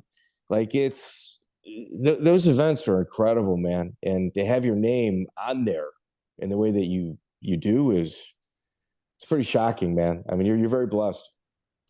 I've had a few good days, so I can't be complaining too much. Well, Dean, we got you, broke the 2-hour mark. Tim, Dean, I'm absolutely shocked. Tim, you're off camera right now. You've been off for a while. I cannot thank you enough for hooking us up. Dean, we're going to let you go. Brother. Because I'm telling you, it's shocking. I want to tell a quick Tim story. So have it. So I'm so Tim was coming in. He was doing private lessons for me and Fabio. This is back in the late 90s, and so I would go to his house and train him at Seguin Reservation in San Diego, and he's in wrestling. And so wrestling is like and he had like a was it kung fu background, right? Taekwondo. And he's like, he's like wrestling stance, got to get low, and he's like, okay. One time, so realize he can't take me down at all. I can take him down at will. One time we're going, okay, let's train, and he got real high. He made some sound and he distracted me. And he fucking picked me up and double leg and slammed me. Like, it legit got me. I'm like, what the fuck? How you do that shit? Yeah, hey, there was a lot of payback after that, but yeah, that did happen. But he made us. He was high and not low. He made some sound and it distracted me. And he picked me up in the air and so I'm like, motherfucker. That's a Tim. Yeah, I guess I was doing a good job times, teaching, brother, right? Good times. Yeah, but absolutely, man. My pleasure being here. And, let's talk again sometime, okay? 100%. Dean, thank you so much. And this is just a portion of your career. And, bro, fucking incredible, man. I have a long career for some reason. Dean, I went the firefighter route, and it's a great career, but I am so glad you chose the path that you chose, because as a lifelong grappler, you just changed the sport that I love and turned it into a more complete art. So thank you for your contribution. Thank you for being with us today. Well, I appreciate your contribution as well, okay? Absolutely. Thanks. That's why brothers off and on the mat, brother. Absolutely. That's right. Good. All right, Dean. Take care, buddy. Hey, God bless you. We'll talk soon, okay? Keep in touch, okay? Absolutely. Tim, you got to join us, buddy. How was that? Hit your camera, Tim. Tim, turn your camera on. I'm in the grocery store. Well, what'd you think, Tim? Did we do it? Did we do it right? Oh man, I thought it was brilliant, man. I thought it was brilliant. Fucking Dean Lister, bro. He was a good one. God, man. So I was at the 2005 and the 2005 ADCC, and I remember just watching. I mean, him and Jean-Jacques. Man, dude. All right. Did he win that one by submission? Yeah, he won that. Yeah, he won against Jean-Jacques for sure. Yeah. By submission? No, I was points. Yeah. Okay, just check. Yeah, I was points. Yeah. I was there. Tim, yeah. Tim, here. Let's. How did this interview come together? Bring us through it, dude. Well, I was listening to you guys interview and give all this credibility and this respect of breaking down key points in these legends' career. And I was like, you know what? Dean deserves this. I'm going to run it by him. You know what I mean? And he's like, oh, they haven't asked me yet. And I was like, well, let me see if I can make something happen. You know what I mean? So I reached out to you guys. If he checks his Instagram, there's probably about 5 stalking type messages there. So, yeah, he's been asked. Yeah, he's been asked. Yeah. So, when did you start listening? Because I know you and I communicated for a while. When did you start listening?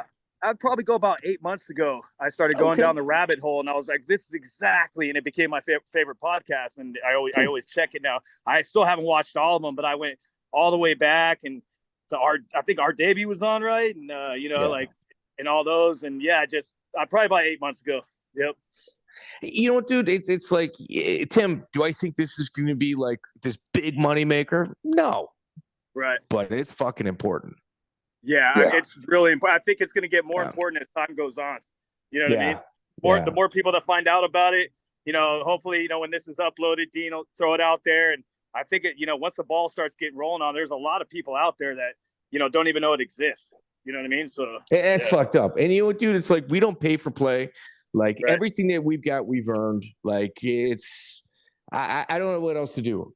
If you look at our catalog, I mean, it's fucking insane. It's crazy. That's what I was telling Dean. I was like, dude, you got to go down the rabbit hole on here, dude. I mean, he knows Tony Galindo. He knows all those guys, on a personal basis. I was like, you got to hear these stories. You know what I mean? From all angles. You know what I mean? Galindo just broke into our top 5 most listened to. Tony Galindo, the Lions Den Tell-All. It's fucking nuts. It's fucking crazy. Yeah. By the way, Tim, this is how I got plugged in with the podcast. I started out as a listener and really wanted my buddy Larry Lamness to have an episode because I thought he deserved one. So if anyone's listening, they're a fan of the show and they happen to be a friend of some guy who's big in the MMA history, they think he should be a good guest, reach out because that's how we get guests. We'll do for sure. I'm gonna share it with everybody, and I try to do my part, and leaving the comments on the YouTube and on I think Instagram, or trying to get that stuff to the top. Yeah, we appreciate it. So, no, Tim, thanks so much, man. Also, gentlemen, the Underground Forum on mixedmartialarts.com, Hong Kong Fooey is continuously like pinning our stuff on there. I got into a Secret Santa drawing, so I got my Secret Santa gift today from an anonymous person, and I got Triceratops and Bottoms. It is a novel with a woman in a time machine that goes and gets banged by a Triceratops. And I also got Wet Hot Allosaurus Summer. So the same woman with the time machine decided to go back and to be honest with you, I think there's Triceratops and Bottoms. There's also some gay stuff in there. So our audience, if you're into it, gay shit with the dinosaur, this book might be for you. That's a very, very niche market. I hope this podcast is a slightly bigger niche than whatever that is. Well, Joey, the one positive thing is this human being that I gave my address to anonymously, they know where my children are at. So that's a good thing. That's a good thing too, Joey. No chance you're going to regret that one. No. I'm looking forward to more books and maybe other items that show up like this at my house. I think I'm going to be regifting these, and I'm probably going to get the same reaction that person's getting from me. So, Ryan Van Doom over there, appreciate you, buddy. You hooked me up. But no, Tim, in all honesty, it's guys like you, Joey, that make this thing work. And we can't do it without guys like yourself. And dude, it's greatly appreciated, man. Thank you, man. No worries, man. Whatever I can do, man. Whatever I can do. Awesome. Appreciate it. Joey, thanks, buddy. Take care, man. Always a pleasure. Good one. Awesome one. Check out the full interview on iTunes, Spotify, and all major podcast platforms.